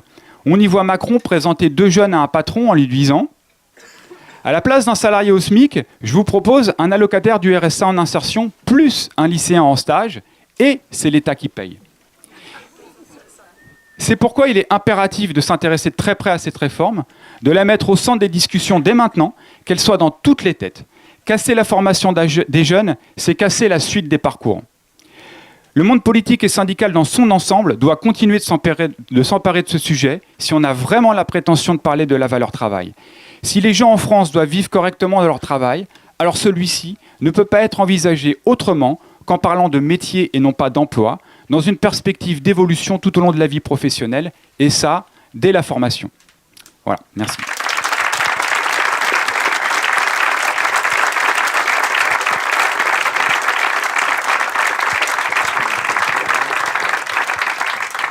Bon, il me revient d'être le dernier de cette série de brillants oratrices et orateurs. Énormément de choses ont été développées.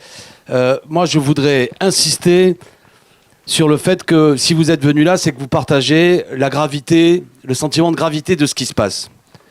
Et l'interpellation que vient de faire Olivier, faisons-la y compris à nous-mêmes. Et si des amis jeunes sont dans la salle et qui animent les jeunes insoumis, il faut comprendre que ce dont nous parlons, c'est que c'est une offensive de masse et de classe.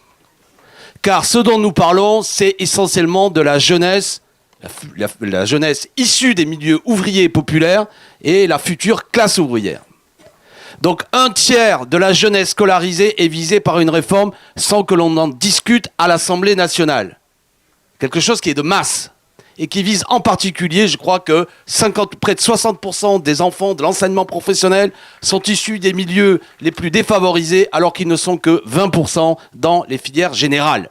C'est ça l'enjeu. Il frappe la jeunesse ouvrière, et je crois qu'une organisation de jeunesse, et les organisations de jeunesse, devraient aussi se saisir avec les mots de la jeunesse des enjeux qui sont en cours. Deuxièmement, nous, France Insoumise, nous défendons l'enseignement professionnel. Autour de la table, moi, c'est mon métier. Je suis PLP, professeur de lycée professionnel lettres-histoire. Pourquoi nous défendons l'enseignement professionnel ? Et Olivier a bien fait de rappeler une chose. L'excellence de la voie professionnelle ne nous empêche pas de voir que depuis des années, les élèves en difficulté, fracassés par beaucoup de choses, en crise personnelle, en crise sociale, au niveau du collège, quand ils ont des difficultés, sont broyés par un système qui ne règle pas leurs problèmes et qui dit « va dans l'enseignement professionnel ». Nous avons besoin d'un enseignement professionnel pour avoir une main-d'œuvre qualifiée face aux défis écologiques, sociaux. Mais l'enseignement professionnel n'a pas les moyens aussi souvent de régler les problèmes de nos élèves qui, pour certains, sont là par relégation et mépris social. Quand j'étais jeune enseignant, mon lycée était à côté de la fac de Saint-Denis, les élèves voyaient la fac. Et les élèves m'ont dit « Monsieur, vous avez fait des études supérieures ?» Je dis « Oui ». Il dit « Alors pourquoi vous venez avec nous, les imbéciles ?» Je dis « Pourquoi vous dites ça ?» Il dit « Nous, à l'école, nous, on est là parce qu'on nous a dit, si t'es nul, tu finiras dans l'enseignement professionnel. » Et ils avaient le sentiment de finir dans l'enseignement professionnel.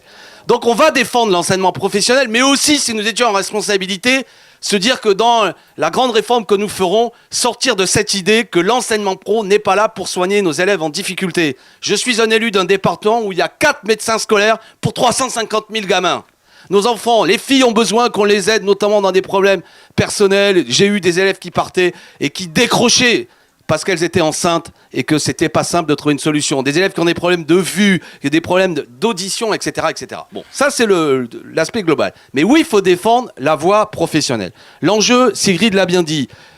Bon, j'imagine que dans la salle, vous connaissez l'enseignement pro, mais vraiment, pour ceux qui découvrent un peu le débat, comprenez bien qu'il y a des jeux de mots. Souvent, on vous dit, on défend l'apprentissage, tout le monde veut...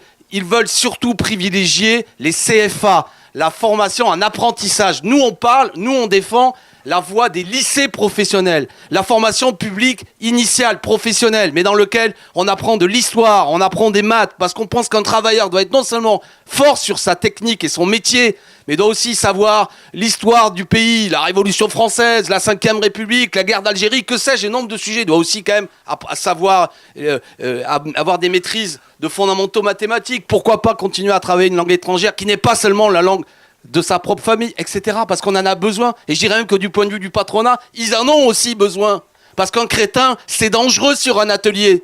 Par contre, un type qualifié, il a effectivement toute une série de capacités d'évolution dans sa carrière, etc. L'enjeu est une affaire de gros sous. La taxe professionnelle, ça représente plus de 2 milliards. C'est un impôt, les entreprises payent, mais elles choisissent vers quoi elles orientent cette taxe professionnelle qui a vocation à participer à la formation. Et je crois que c'est près de 60% de la taxe professionnelle qui part vers les CFA, mais qui pourrait partir vers les lycées professionnels. Vous voyez l'enjeu? Donc c'est le patronat qui paye, mais qui veut aussi choisir quel type, en vérité, de formation professionnelle il fait. Et nous, bien sûr, je schématise et je glorifie les choses, mais il y a quand même dans ce pays, ça a été rappelé, au lendemain notamment de la Seconde Guerre mondiale, l'idée d'un enseignement professionnel où c'est aussi souvent des ouvriers sortis du rang qui devenaient profs et qui transmettaient un métier, qui transmettaient la précision et la beauté du métier, mais aussi l'histoire ouvrière du métier. Et y compris, on retrouvait la particularité que dans ce seul secteur de l'enseignement professionnel, pour ceux qui connaissent le système d'éducation, il y avait la grande FEN, Fédération de l'éducation nationale, qui syndiquait les profs, mais dans l'enseignement pro, il y avait aussi la CGT. Parce que souvent, les professeurs de lycées professionnels étaient des anciens ouvriers. Et ils transmettaient, vis-à-vis de leurs élèves, la nécessité aussi de se syndiquer, de défendre au niveau du salaire, etc. D'accord? Il y avait cette mémoire-là. Et même moi, je ne suis pas si vieux que ça, je suis encore jeune, mais quand même, j'ai passé le concours en 94. C'était un UFM, un ancien ENA. Les profs qui nous enseignaient le métier étaient des gens qui avaient cette mémoire ouvrière, y compris dans la formation pour devenir enseignant. Vous voyez l'enjeu? L'enjeu, c'est un enjeu de classe aussi. Parce que si vous formez la classe ouvrière, il y a un enjeu à ce que les profs, non seulement, je répète, apprennent des savoirs fondamentaux, mais font comprendre à la jeunesse où ils vont aller. Et le rôle social qu'ils vont jouer et la possibilité sociale et politique qu'il y a éventuellement de résister et de s'émanciper à travers toute une série de choses. Donc c'est un enjeu idéologique fondamental, un enjeu social fondamental, un enjeu financier fondamental. Donc on en est là. À partir de là, ça a été dit, l'offensive est menée directement au plus haut niveau de l'État par Emmanuel Macron. Quand il y a eu la fin de la bagarre sur les retraites, il a repris la main, il a dit les 100 jours d'apaisement, les grandes réformes. La première chose qu'il a citée, c'est l'enseignement professionnel. Là, vous avez ce document magnifique dans un journal que je vous interdis d'acheter, Le Point. Je vous interdis d'acheter parce que je suis en procès contre lui. Mais ce publi-reportage d'Emmanuel Macron, qui par ailleurs, là je fais un petit écart, mais quand même, d'un point de vue citoyen, quand c'est présenté, je lis ça parce que, bon, Macron, la grande explication, c'est un journal dans lequel on vous dit, à l'occasion de cette interview, le président de la République révèle ce qu'il compte faire de son second mandat. Je dis ça au passage, on est quand même dans un système politique où on accepte l'idée que le président, faut lire un journal pour qu'il nous révèle ce qu'il compte faire de son second mandat. Normalement, c'est les citoyens qui lui disent ce qu'il doit faire. Hein. C'est pas lui qui doit nous le dire en achetant un torchon de la sorte. Bon, alors je reviens. Il y a dans le passage qui est long sur l'enseignement professionnel quand même des choses qui montrent un mépris de classe qui a été évoqué par les précédents orateurs. Par exemple, il dit, il y a des hypocrisies. La grande hypocrisie consiste à se féliciter d'avoir 80% d'une classe d'âge au bac. Or, un tiers de nos lycéens sont en lycée professionnel. Vous comprenez ce qu'il est en train de dire? Wow, vous dites tout ça, mais enfin, il y a quand même une partie, c'est du bac pro. Sous-entendu, c'est pipeau. Tu vois, le mépris de classe du mec. Alors que moi, je pense que oui, un bachelier professionnel, c'est un bachelier. Bon, ensuite, il dit, on a fermé les yeux sur la situation. Il y a une situation... Non, il n'a pas fermé les yeux. Je demandais à Sigrid, qui connaît ça mieux que moi, Blanquer, c'est 2500 suppressions de postes dans l'enseignement professionnel. Blanquer, quand il était sous la direction comment il s'appelait celui-là, d'Arcos, sous Sarko, ils ont supprimé une année avant le bac pro. Quand j'étais prof, quand j'ai commencé, c'était 4 ans pour obtenir le bac. Ils l'ont passé à 3 ans, avec les savoirs en moins. Donc on n'a pas rien fait sur l'enseignement professionnel comme le croit M. Macron. Ils ont agi, lui et ses amis, pour affaiblir la formation des gamins. Supprimant des postes, fermant des lycées. Rappelle-moi le chiffre de fermeture de lycée actuellement. Il y en a 6 à Paris et 10 dans le Grand Est. 6 à Paris, 10 dans le Grand Est et dans les... Bon, Là, quand on ferme les lycées, souvent, vous l'avez compris, c'est pour aller vers l'apprentissage, avec des formations en alternance. C'est pas la même chose. Donc, c'est des enjeux fondamentaux. Donc, il faut mener cette bagarre et en comprendre, pas seulement d'un point de vue corpo, défendre, c'est comprendre l'enjeu qui est en cours, qui est un enjeu fondamental. Alors, dans ce cadre-là, qu'est-ce que c'est? Parce que c'était le but de mon rôle. À moi, il me reste quoi? 3, 4... Qu'est-ce que c'est qu'on défend? Nous, on défend cette vision-là d'un enseignement professionnel, en n'étant pas naïf sur les difficultés qu'ils rencontrent. Hein, souvent, je sais bien discuter avec des copains, ils disent leurs propres enfants, ils disent moi, j'aimerais pas que mes gamins ils aient dans l'enseignement pro, parce que l'enseignement pro, il est abîmé actuellement. Et que souvent, on connaît le système. Que quand un gamin est en difficulté, on lui proposera rien. Rien, si ce n'est va dans l'enseignement pro. Moi, ma deuxième fille a été une décrocheuse scolaire sans précédent. Genre, on en a pleuré. On te propose rien, si ce n'est aller dans l'enseignement pro. Et évidemment, elle a décroché dans l'enseignement pro.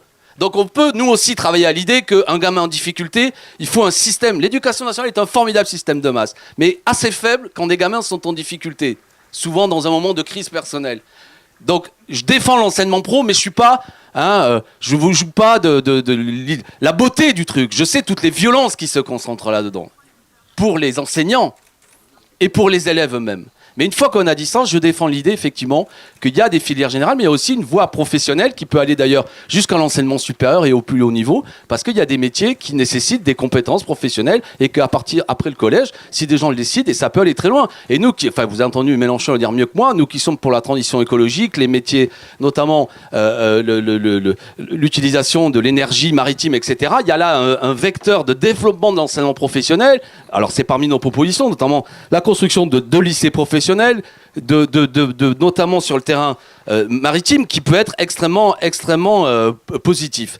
Parce que le but de mon propos était de vous dire ça. Nous, on est pour, premièrement, mettre les moyens dans l'enseignement professionnel. J'ai évoqué les 2 milliards d'euros de la taxe d'apprentissage qui part vers les CFA, mais il faudrait reprendre tout ça et mettre plus de moyens dans l'enseignement pro, notamment à travers toute une série d'équipements de qualité, parce que souvent aussi les machines sont assez usées, sont anciennes, elles datent d'il y a 15-20 ans, etc., ce qui pose quand même toute une série de problèmes. Ça commence par là. Nous sommes favorables à une allocation d'études. Vous avez compris l'astuce, ils vont faire passer leur réforme en disant « ouais, mais les gamins vont être payés ». Les gamins, ils galèrent tellement que je suis persuadé que certains vont dire « ah ben ouais, s'il y a 200 ou 300 euros à prendre, ils vont les prendre, hein ». Bon, sauf que là, il y a un petit souci, ça a été dit. Premièrement, c'est de l'argent public qui va servir à ce que... Et deuxièmement, je vois bien l'évolution du truc. À partir du moment où il est payé, le patron, il va plus être dans un rapport j'ai un petit stagiaire, je le paye, donc tu bosses. C'est autre chose qui est en train d'avoir lieu. Là aussi, on va assister à des choses qui font basculer autre chose dans le rapport. Normalement, c'est un temps de formation, le stage. Un temps de formation. Qui, par ailleurs, souvent, avouons-le, moi, quand j'étais prof, les entreprises qui nous aidaient à prendre des gamins, qui sont des gens plutôt des patrons de bonne volonté, nous le faisaient pour nous rendre service, étaient parfois un peu embêtés parce qu'ils n'ont pas toujours le moyen de former les gamins. Ils cherchent à leur faire des trucs, c'est pas simple. Bon.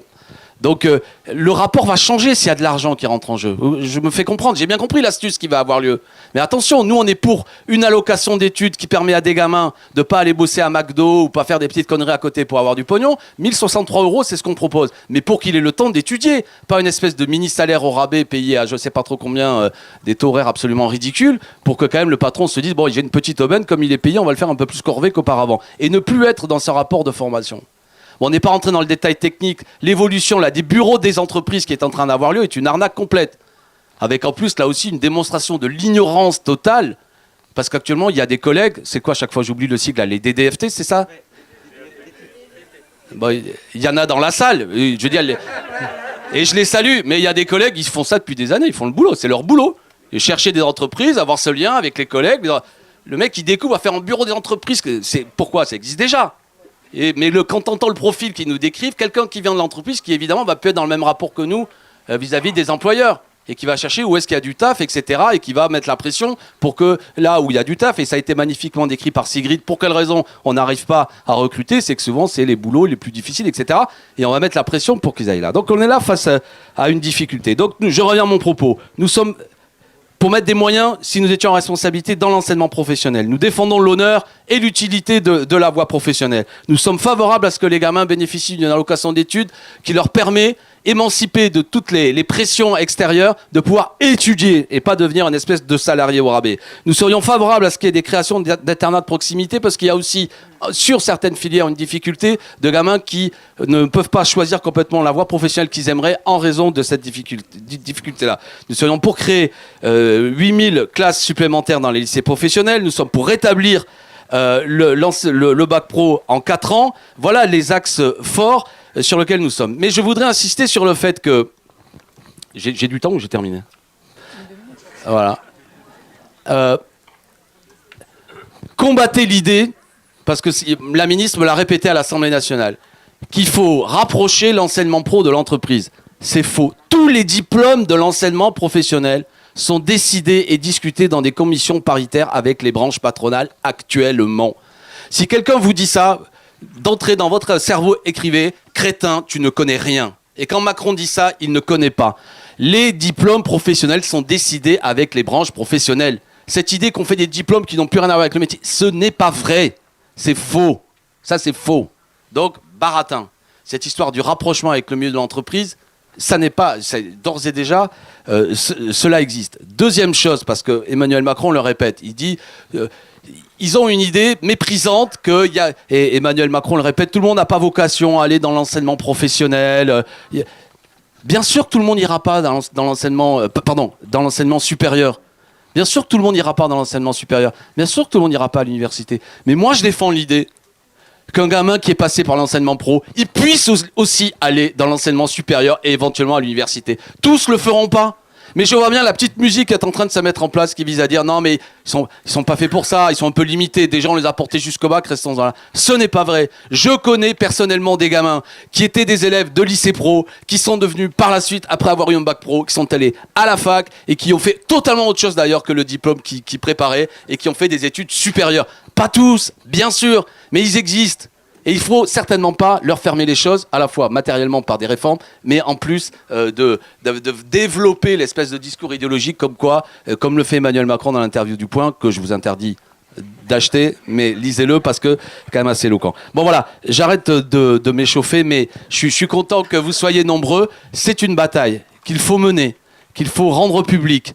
Je l'ai dit, il est quand même saisissant que sur un tel enjeu, les députés n'en parlent même pas. Il n'y a pas de discussion à l'Assemblée nationale. Nous avons seulement obtenu, grâce à Béatrice aussi qui nous aide, que la commission d'éducation a finalement accepté l'idée de recevoir les organisations syndicales pour que vous puissiez être entendus par les membres de la commission éducation. Et la ministre chargée de la chose, Madame Grandjean, est venue aussi nous expliquer ce qui était en place. Point final. Là aussi, d'un point de vue démocratique, je le répète, c'est quand même incroyable de se dire que cette affaire n'est pas discutée, n'a pas été d'ailleurs un des enjeux de la campagne présidentielle, et va accessoirement, mais vous aurez compris que l'accessoire a une pointe d'ironie, bousculer la vie de près de 30% d'une classe d'âge. Bon, là, je crois qu'on est par tous les bouts. Agression sociale, agression démocratique. Enfin, là, il y a un sujet politique qu'il faut prendre à bras-le-corps, qu'il faut utiliser dans nos bagarres. Et je le répète, je pense que de différentes façons, à la fois en aidant les collègues qui peut-être se mobiliseront, et que la jeunesse aussi peut peut-être réfléchir à des tracts, à une organisation de cette jeunesse-là qui doit défendre son droit à la formation. Voilà, je vous remercie.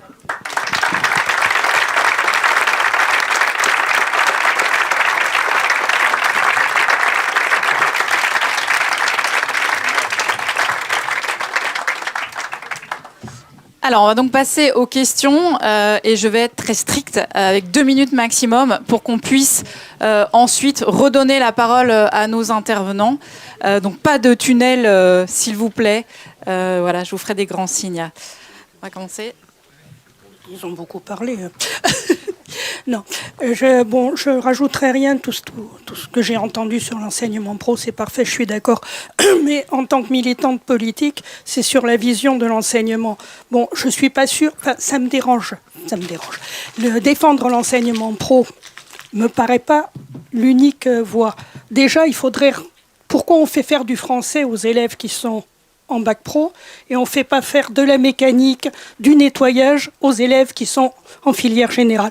Personnellement, je suis pour une obligation de scolarité jusqu'à 18 ans identiques pour tous les enfants, qui leur permettent d'avoir un bagage non seulement littéraire, mathématique, scientifique, mais aussi professionnel. C'est-à-dire que je voudrais bien qu'on revienne à de l'enseignement ménager, pour les garçons et pour les filles, à de l'enseignement réellement manuel, à de l'enseignement technologique.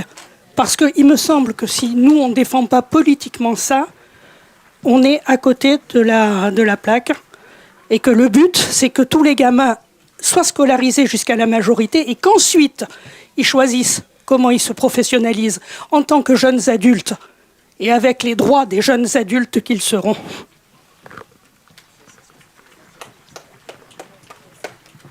Alors, j'ai vu une question là-bas.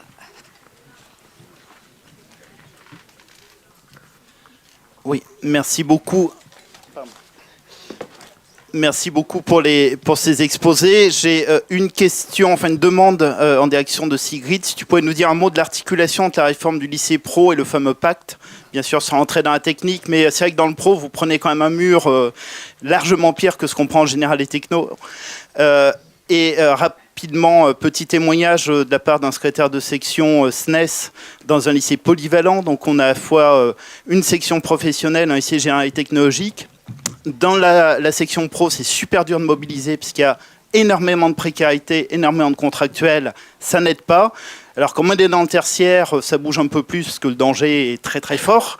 Et puis c'est dur de faire bouger les collègues du général et techno en solidarité avec le pro. D'où l'importance des élèves. Et dont un appel vraiment au GA de la France Insoumise, aller devant les lycées pro.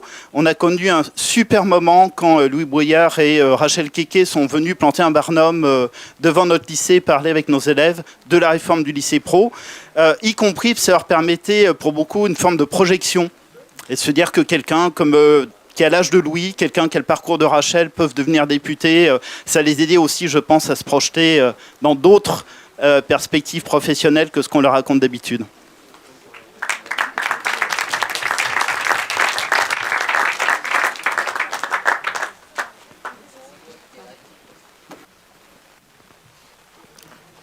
Bonjour, alors merci pour l'atelier. Alors moi je suis conseillère régionale Auvergne-Rhône-Alpes et je peux vous dire oui, au niveau des régions ça va être une bataille mais aussi puissante qu'au niveau du gouvernement. Alors moi je suis en Auvergne-Rhône-Alpes, alors juste pour vous dire, le schéma régional de formation emploi, il s'appelle Former pour l'emploi. Voilà. Donc au-delà qu'on a 70% de baisse, en plus ça va que à l'apprentissage. Le danger des écoles de production, oui, parce que le pognon il est en train d'aller là-dedans dans la création et c'est extrêmement dangereux. Et moi, je voulais dire aussi qu'au niveau des études professionnelles, oui, mais on avait quelque chose dans le programme et je pense qu'il faut le faire dire aussi, c'est la possibilité que quand on a un bac professionnel, d'aller en IUT, BTS, licence pro et école d'ingé et aller réformer les écoles d'ingé pour que ça soit adaptable et pas que pour les gens qui ont fait des écoles de prépa parce qu'on en a besoin. Et enfin aussi pour tuer un mythe sur en fait qui manquerait dans certains secteurs de l'emploi, dans tous les métiers techniques, il manque. On manque de chauffagistes, on manque de tourneurs-fraiseurs, à tel point que des patrons d'entreprises sont en train de faire des chasseurs de tête pour aller trouver des tourneurs-fraiseurs dans des entreprises. Donc, c'est plus les ingés qu'on cherche, c'est les tourneurs-fraiseurs. Et par rapport à ça, et aussi dans les collectivités territoriales, nous, on a eu un plan des ingénieurs et des techniciens à la région où pas une fois le bac pro a été cité, donc j'ai fait un amendement qui a été refusé. Mais juste pour avoir regardé les chiffres, juste en Auvergne-Rhône-Alpes, il manque 500 emplois de techniciens dans des collectivités territoriales. Donc ce qui est extrêmement énorme et important. Donc déjà, on peut tuer en disant ça. Et dernière chose sur les stages, attention, parce qu'on dit que ça va être rémunéré, mais des fois, dans des secteurs, et notamment service à la personne, et dans les soins aussi, ils doivent renoncer à leur gratification pour pouvoir faire les stages. Donc c'est même pas dit qu'ils soient payés. Et enfin, pour finir, on peut aussi donner de l'espoir que quand on fait un bac pro, on peut bien finir, parce que par exemple, comme je suis co-animatrice du livret transport, pour discuter avec des gens dans le patronat de l'aéronautique, et pour le plus haut grade de mécanicien dans l'aéronautique, c'est celui qui valide si un avion peut décoller ou pas. Et pour ça, il dit qu'il faut passer par un bac pro et revenir sur la réforme du bac pro à 4 ans. Ça serait une bonne chose. Donc comme quoi, ça va même au-delà de chez nous et des syndicalistes enseignants.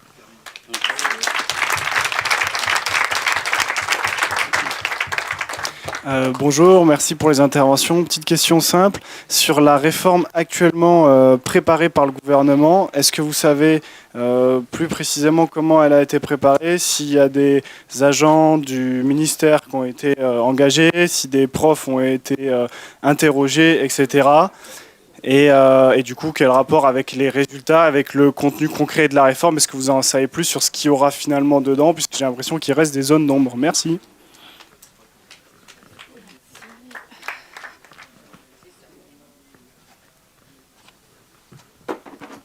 Alors, j'ai vu... Bonjour, moi c'est Anita Gadji, je suis de la 5e circonscription. Je suis co-animatrice du GA de Raquel Garrido, de Madame Raquel Garrido. Du coup, moi c'est plus des témoignages parce que je suis en bac pro, je suis au CFA de Villepinte. Et pour vous expliquer un peu, c'est que je suis arrivée en 2017 en France. Et dès que je suis arrivée, j'ai voulu faire ma formation, j'ai toujours aimé la cuisine. Et donc j'ai commencé avec un CAP cuisine. Et ce qui était très difficile dans la recherche d'emploi déjà, parce que j'habitais dans le 93 et à Bobigny. Et donc du coup, quand je cherchais du boulot, c'était très très difficile de trouver du boulot. Il suffisait juste qu'on regardait le 93, qu'on voyait du 93 sur mon CV et je ne trouvais pas. Donc il y a déjà ça, ce qui est un peu plus compliqué dans ce domaine de métier. En plus, quand j'ai fini de faire le CAP, entre-temps j'ai fait mes enfants et tout, et j'ai voulu retourner à l'école. Et là, j'ai, par le biais d'un café contact, j'ai vu qu'il y avait des formations pour personnes adultes, pour des adultes, qui duraient 6 mois. Et je me suis inscrite à cette formation, mais ce qu'on ne nous dit pas au café contact, c'est qu'on nous dit quand on va être rémunéré, qu'on allait être rémunéré par la région. Et à la fin, on n'a pas été rémunéré. Et à cette formation, c'est une formation qui dit 6 mois, mais pour moi, qui devrait durer 1 an, parce qu'on a des personnes qui ne sont pas compétentes, qui sortent de cette formation avec des diplômes, mais bon, c'est de la catastrophe en entreprise. Et j'ai pu avoir ce diplôme-là, et là, je suis en deuxième année directe de bac pro. Et excusez. Le temps de formation ne sont pas adaptés. On a des formations qui sont trop courtes, on a des profs qui n'en peuvent plus. En entreprise, moi, je suis considérée comme une apprentie. Ça veut dire que je suis là pour apprendre. Je suis censée avoir un chef, mais je n'ai pas de chef en cuisine. Je suis arrivée, ils m'ont mis direct en tant que chef. Donc déjà, on a ce problème-là. Et on a aussi le problème qu'aujourd'hui, les jeunes viennent parce qu'on leur dit vous serez formés pendant 4 ou 5 mois, vous aurez un diplôme et en plus vous aurez un travail direct. Mais ils n'ont pas ce travail-là. Parce que ces jeunes, depuis même le temps de stage, ils fuient les entreprises parce qu'ils se mettent à faire la plonge, à éplucher 20 kilos de pommes de terre. Donc, moi, demain, on me met à faire ça, je ne le fais pas. Donc, il y a vraiment un gros problème avec le système d'apprentissage. Donc, voilà, merci.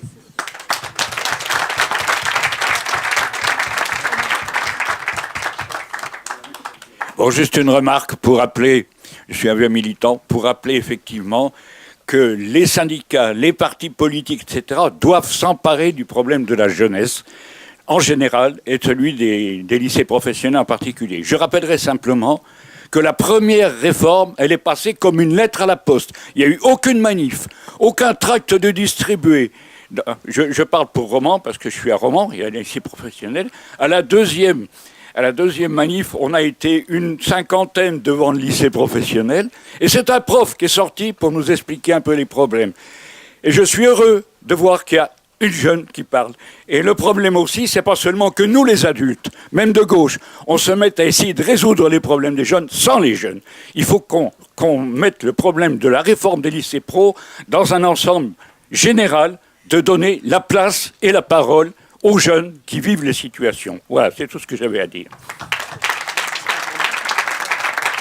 Je vais prendre juste une dernière intervention parce qu'il est 26 et peut-être que dans 4 minutes, on ne pourra plus donner la parole à nos intervenants. Oui, bonjour. Alors moi, je suis professeur de lycée professionnel depuis 26 ans. J'enseigne en lettres, histoire. Donc j'ai des mandats syndicaux, j'ai un mandat municipal. C'est vrai que le lycée professionnel est invisible depuis des années. Il est très invisible. Il ne passe pas dans les médias. Il ne passe pas auprès des parents d'élèves. Il ne passe pas. Voilà, on n'en parle pas. En fait, conclusion, les parents ne savent pas vraiment ce qui se passe. Si on ne va pas au-devant d'eux, qu'on leur explique, ils ne savent pas les réformes. Donc c'est quand même quelque chose d'important à savoir. C'est pour ça que c'est si important que nous, on soit ce porte-parole de ce qui s'y passe. Oui, on manque d'années, on manque d'heures pour pouvoir former nos élèves. Le lycée professionnel a été quand même un progrès depuis le CET, le centre d'apprentissage. Et on n'est pas là pour défoncer l'apprentissage. Il faut bien sûr laisser le choix, mais il faut défendre le lycée professionnel. C'est le lycée qui forme les citoyens, c'est le lycée qui va apporter les connaissances aussi générales. Donc c'est important de voir ces connaissances générales. C'est important de savoir aussi que cet aspect citoyen, on nous l'enlève, parce que quand on nous a enlevé un an de plus, puisqu'un bac pro, ça se passait aussi en 4 ans, c'était d'abord un BEP puis un bac pro, puis quand on nous a enlevé aussi des heures, moi je me retrouve en terminale, pour préparer des élèves à un bac pro. En français, j'ai 1h15 par semaine. En histoire géo, j'ai 1h15 par semaine. Il faut pas plus que ça. Une demi-heure d'enseignement moral et civique. Où vont nos valeurs vraiment citoyennes? Comment former des personnes qui arriveraient à savoir comment se positionner en société, comment voter, voilà. Donc ce que je voudrais voir aussi, c'est il faut savoir que oui, un diplôme, ça protège du chômage, mais oui, un diplôme, ça n'est pas un fil à la patte. C'est-à-dire, moi, j'ai les élèves d'accompagnement soins-service à la personne, ASSP, qui, quand elles ont vu les conditions de travail, quand elles ont vu le rythme, quand elles ont vu ce qui se passait, vous savez très bien les scandales qu'il y a dans les EHPAD, ont décidé de se reconvertir et sont arrivées dans l'administration. Elles en sont très contentes. Ce sont des personnes très engagées dans leur travail. Bien sûr qu'elles regrettent le côté humain, mais c'est pas un fil à la patte. Donc vraiment, le lycée professionnel, c'est une ouverture. Et je connais aussi des élèves d'Agora, gestion administration, qui ensuite ont terminé avec un master. Donc c'est vraiment une parole d'espoir, mais aussi c'est vraiment qu'il nous faut nous porter cette parole pour défendre le lycée professionnel. Merci. Vous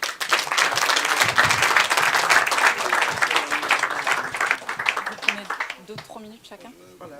3 minutes chacun. J'ai peur qu'on se fasse couper en fait. Bon, 3 minutes, ça va être dur. Je vais pas pouvoir répondre à toutes, mais après, je reste un peu si vous voulez qu'on échange plus rapidement. Alors, sur la méthode, ça a été la cata. Hein. Je sais pas, le camarade qui parlait sur la méthode, c'est piloté par le ministère du Travail. C'est-à-dire que l'Éducation nationale, pendant 1 an, n'avait rien à faire. Elle a prétendu, Carole Grandjean, mettre en place du dialogue social. C'est faux. C'était des espèces de grandes concertations. On a refusé d'y aller avec l'intersyndicale, hein, notamment. Hein, on a refusé avec la CGT, on a refusé avec Solidaire. C'était du tout venant, c'est-à-dire des profs volontaires, le monde économique, les branches professionnelles, ses copains des régions, etc. Donc ça, il y a eu ça. Et ensuite, elle a, soi-disant, il y a eu, je ne sais plus, 200 propositions. C'est à partir de ces prétendues 200 propositions qu'elle a décliné son projet. Mais c'est faux. En réalité, le projet, c'est... Je ne sais pas comment ça s'est fait. Moi, je pense... On se dit que c'est Macron, un jour, dans un dîner d'affaires avec ses grands copains de la finance, qu'ont dû dire, bah, tu veux 1 million d'apprentis, tu veux de l'apprentissage ou tu as besoin de main-d'œuvre gratuite. Et ben moi, j'ai un gros vivier. Là, il y a 650 000 mômes qui pourront, je te les mets sur un plateau. Moi, je vois ça, c'est peut-être un peu basique, hein, excusez-moi. Mais si on qualifie l'attaque, c'est très simple. Là, ce qui se passe, c'est pour ça que je rejoins un peu ce qu'a dit Alexis, c'est ils sont en train d'organiser le séparatisme de la jeunesse, avec, après 15 ans en gros, ceux qui iront au boulot, sans qualification, et les autres qui pourront continuer au lycée, puis pourquoi pas ensuite à l'université, etc. Mais les jeunes des milieux populaires, c'est un renoncement scolaire sans précédent pour eux. Donc ça, c'est le séparatisme pour les jeunes. Et pour nos lycées pro, si je résume rapidement, ils vont les transformer en réalité en centres d'insertion à l'emploi. Ce ne sera plus des établissements tels qu'on les connaît. Et nous, en tant que profs, on ne sera plus réellement des profs, on deviendra des agents des sortes d'agents d'insertion à à l'emploi. C'est ça l'objectif. Alors ils auront toujours besoin quand même quelques profs de lettres histoire, hein, si vous n'avez plus quoi faire pour y retourner, vous. Quelques quand même, parce que les patrons, ils attendent quand même que les gamins savent bien parler, fassent pas trop de fautes, etc. Mais l'objectif, c'est vraiment ça. Et du coup, je rebondis sur la question du pacte. Je ne sais pas si tout le monde sait ce que c'est que le pacte, mais très vite, vous connaissez, c'est connu de tout le monde, il y a une vraie, un déclassement salarial incroyable des profs. Donc, il y a eu des négociations pendant 1 an. Il y a eu quelques mesurettes, mais qui étaient de l'indemnitaire en pleine période de retraite. Ça a été quand même mal perçu. Quelques mesurettes indemnitaires, mais surtout, là, le moyen qu'ils ont d'augmenter notre pouvoir d'achat, c'est de nous donner des missions supplémentaires. C'est de nous donner une indemnité pour des missions supplémentaires.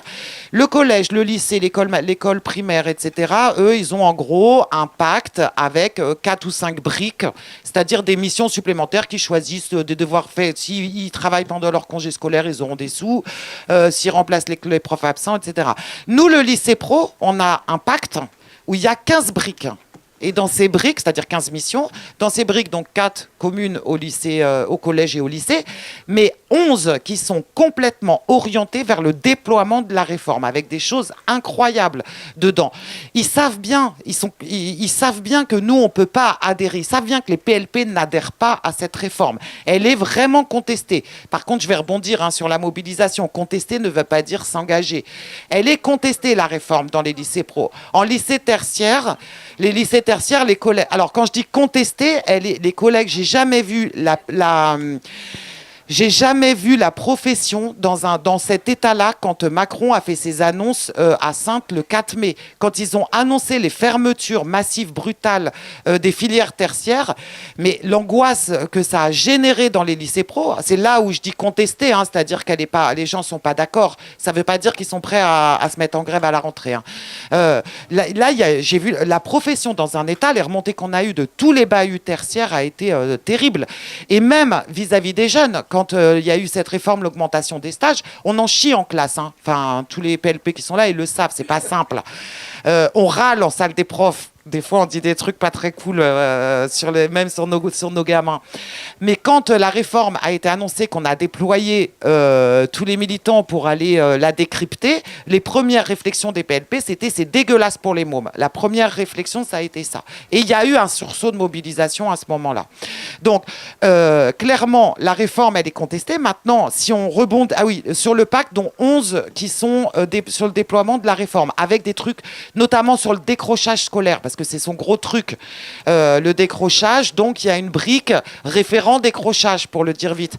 En gros, le pacté, celui qui prendra cette brique-là, il demandera aux équipes de repérer les jeunes sur des signaux faibles en voie de décrochage. Donc ça, je ne sais toujours pas ce que ça veut dire non plus. Sur des signaux faibles en voie de décrochage, dans le but de les déscolariser, de les mettre dans des structures de proximité d'insertion à l'emploi. Donc en fait, les élèves les plus fragiles, dans nos classes, déjà avec le type d'élèves qu'on a, l'éducation nationale prend la responsabilité d'organiser la déscolarisation des élèves les plus fragiles. C'est un truc de dingue en termes de manipulation, de perversion. C'est que ça, et toutes les briques, c'est quasiment ça. On va sortir un gros outil là pour bien expliquer toutes les briques, parce que les collègues qui peuvent s'engager sur certaines briques peuvent se dire « Ah, je vais m'engager sur le décrochage parce que c'est vrai que nos élèves, ils décrochent. » Ça peut être de la bonne intention. Mais il ne faut pas oublier que derrière, le projet, ce projet sur la réforme des lycées pro, tu l'as très bien dit, c'est un projet de société extrêmement dangereux pour la société et les collègues. Alors la mobilisation, on va la construire, on va y aller. Alors oui, les PLP, c'est difficile. Ça se comprend, ça s'explique. Plein de contractuels, le camarade du SNES l'a dit, quand on est contractuel, on est moins à l'aise pour, évidemment, de contrer. Il y a une forme de docilité, il y a une peur que les personnels plus vieux comme moi n'ont pas peur. Et en plus, syndicalistes, encore moins.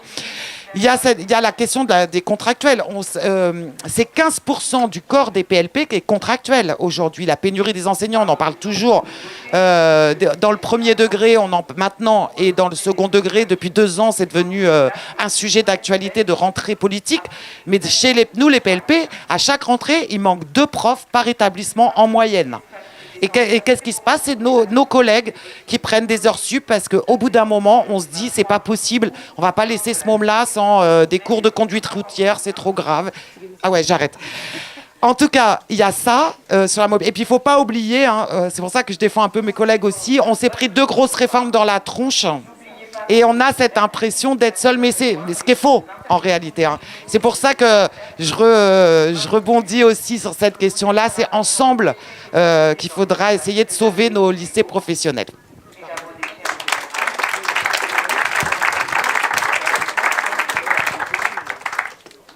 Merci. Ça tombe bien parce que je voulais rebondir sur la difficulté de la mobilisation, justement. Voilà, tu viens de le dire, il y a beaucoup de contractuels chez nous, ça c'est une réalité. Puis aussi en lycée pro, on a une autre culture. Est-ce que j'ose dire qu'on n'est pas des profs comme les autres? Je sais pas. On a beaucoup d'anciens professionnels qui viennent de différents secteurs, de l'artisanat, de l'industrie, du commerce, etc., et qui n'ont pas la culture de la grève. D'ailleurs, on le voit, quand il y a une grève, souvent dans les LP, quand il y a une grève, c'est les collègues de matière générale qui se bougent et les collègues d'atelier qui restent dans leur atelier. Je caricature un petit peu, mais je suis prof d'atelier, donc je me permets. Je caricature un petit peu, mais on n'est pas loin de ça. Il y a aussi, parce que dans une mobilisation, il n'y a pas que les enseignants, il y a aussi les parents et les élèves. Les parents, j'ai parlé tout à l'heure du profil des élèves.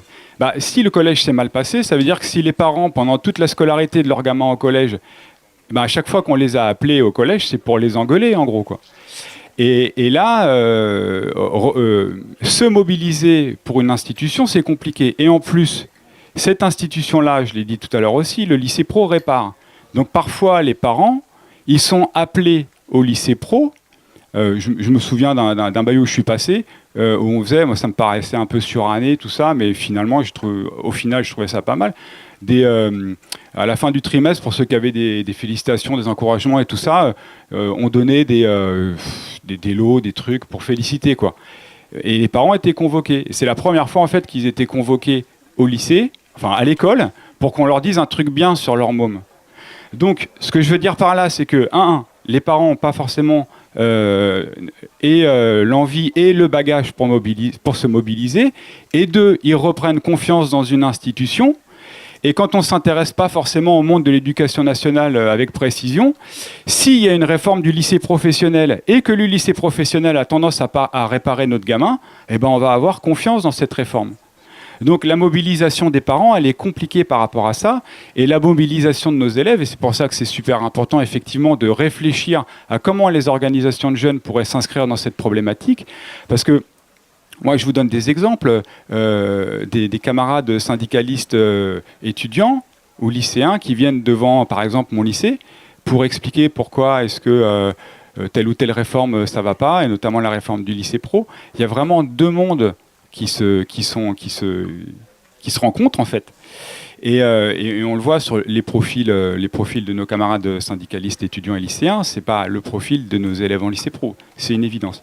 Donc sur la difficulté de la mobilisation, on peut ajouter ça, parce que faire le constat, c'est pouvoir le dépasser. Et c'est vrai que la réforme annoncée, les 2 mobilisations de cette année, c'est un exemple et un contre-exemple. Les 2 mobilisations qu'on a connues en début d'année scolaire, elles ont été historiques dans le monde du lycée pro. Mais malgré tout, on voit bien qu'elles n'ont pas été suffisantes. Nous, le lycée pro, on est un laboratoire. Je donne encore un exemple.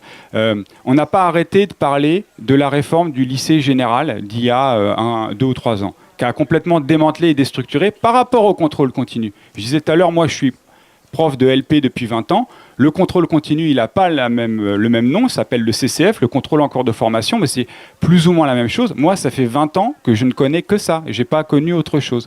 Donc on essaye sur le lycée pro des trucs qui vont ensuite arriver ailleurs, sans que les collègues, par exemple, de lycée général ne le savent. Voilà. Donc il faut absolument venir nous aider et que tout le monde s'implique dans ce truc-là, parce que c'est l'affaire de tout ce qui nous arrive à nous maintenant, ça va arriver, et dans le monde du travail, et dans le monde de l'enseignement, à tout le monde à terme, vu que c'est un projet de société. Voilà. Donc,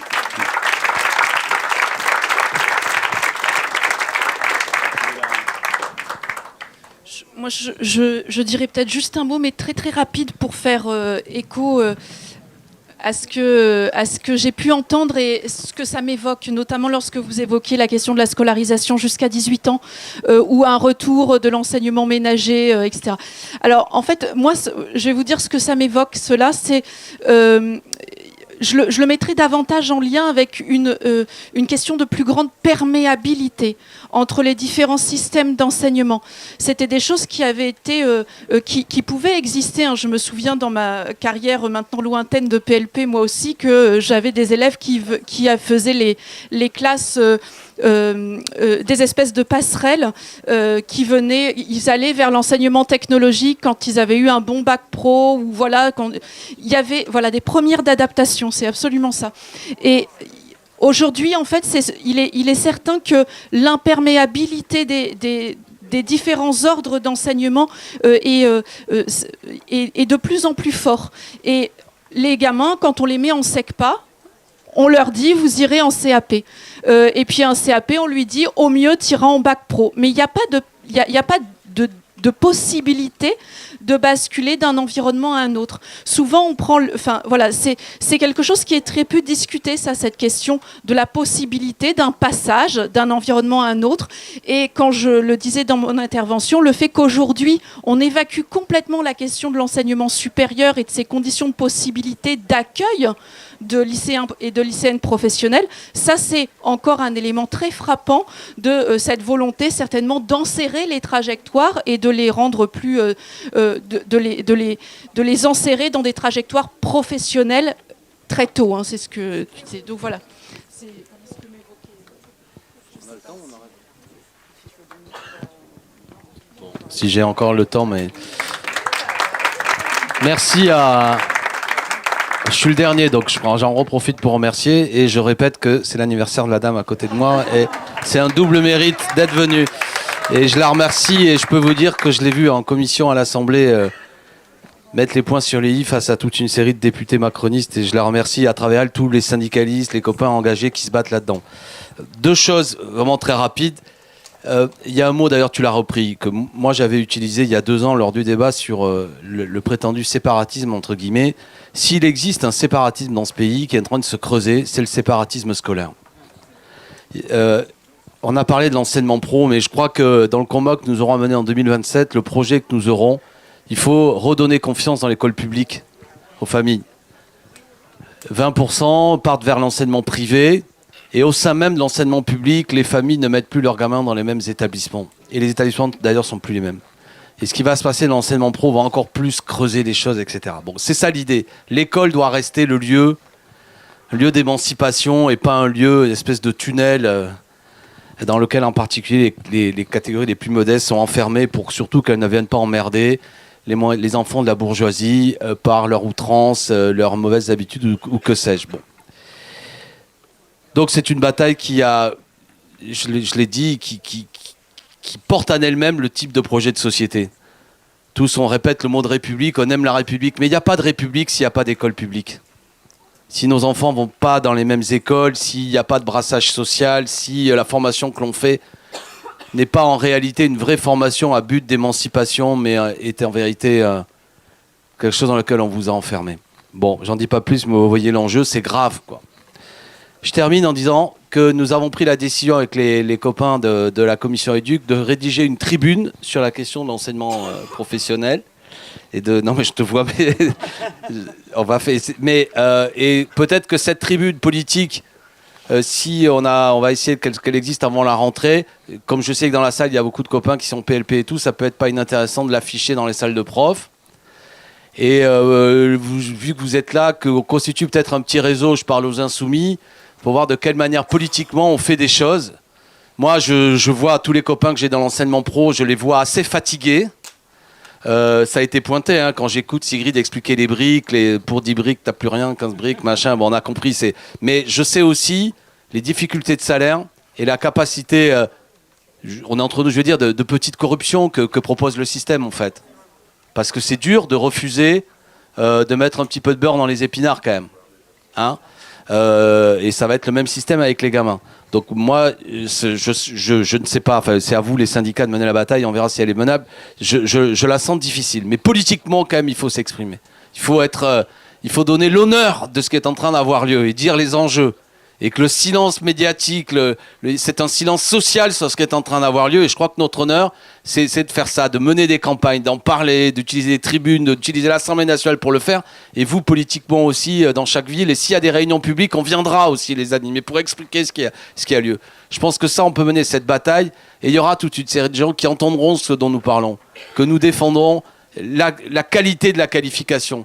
Et nous refusons que les gens soient ramenés à une, comme ça a été dit, une corvéabilité à courte vue.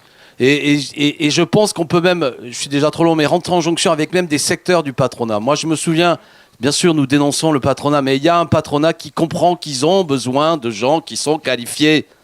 Et que c'est dangereux dans un atelier, quelqu'un qui comprend rien et qui n'a pas été soigné.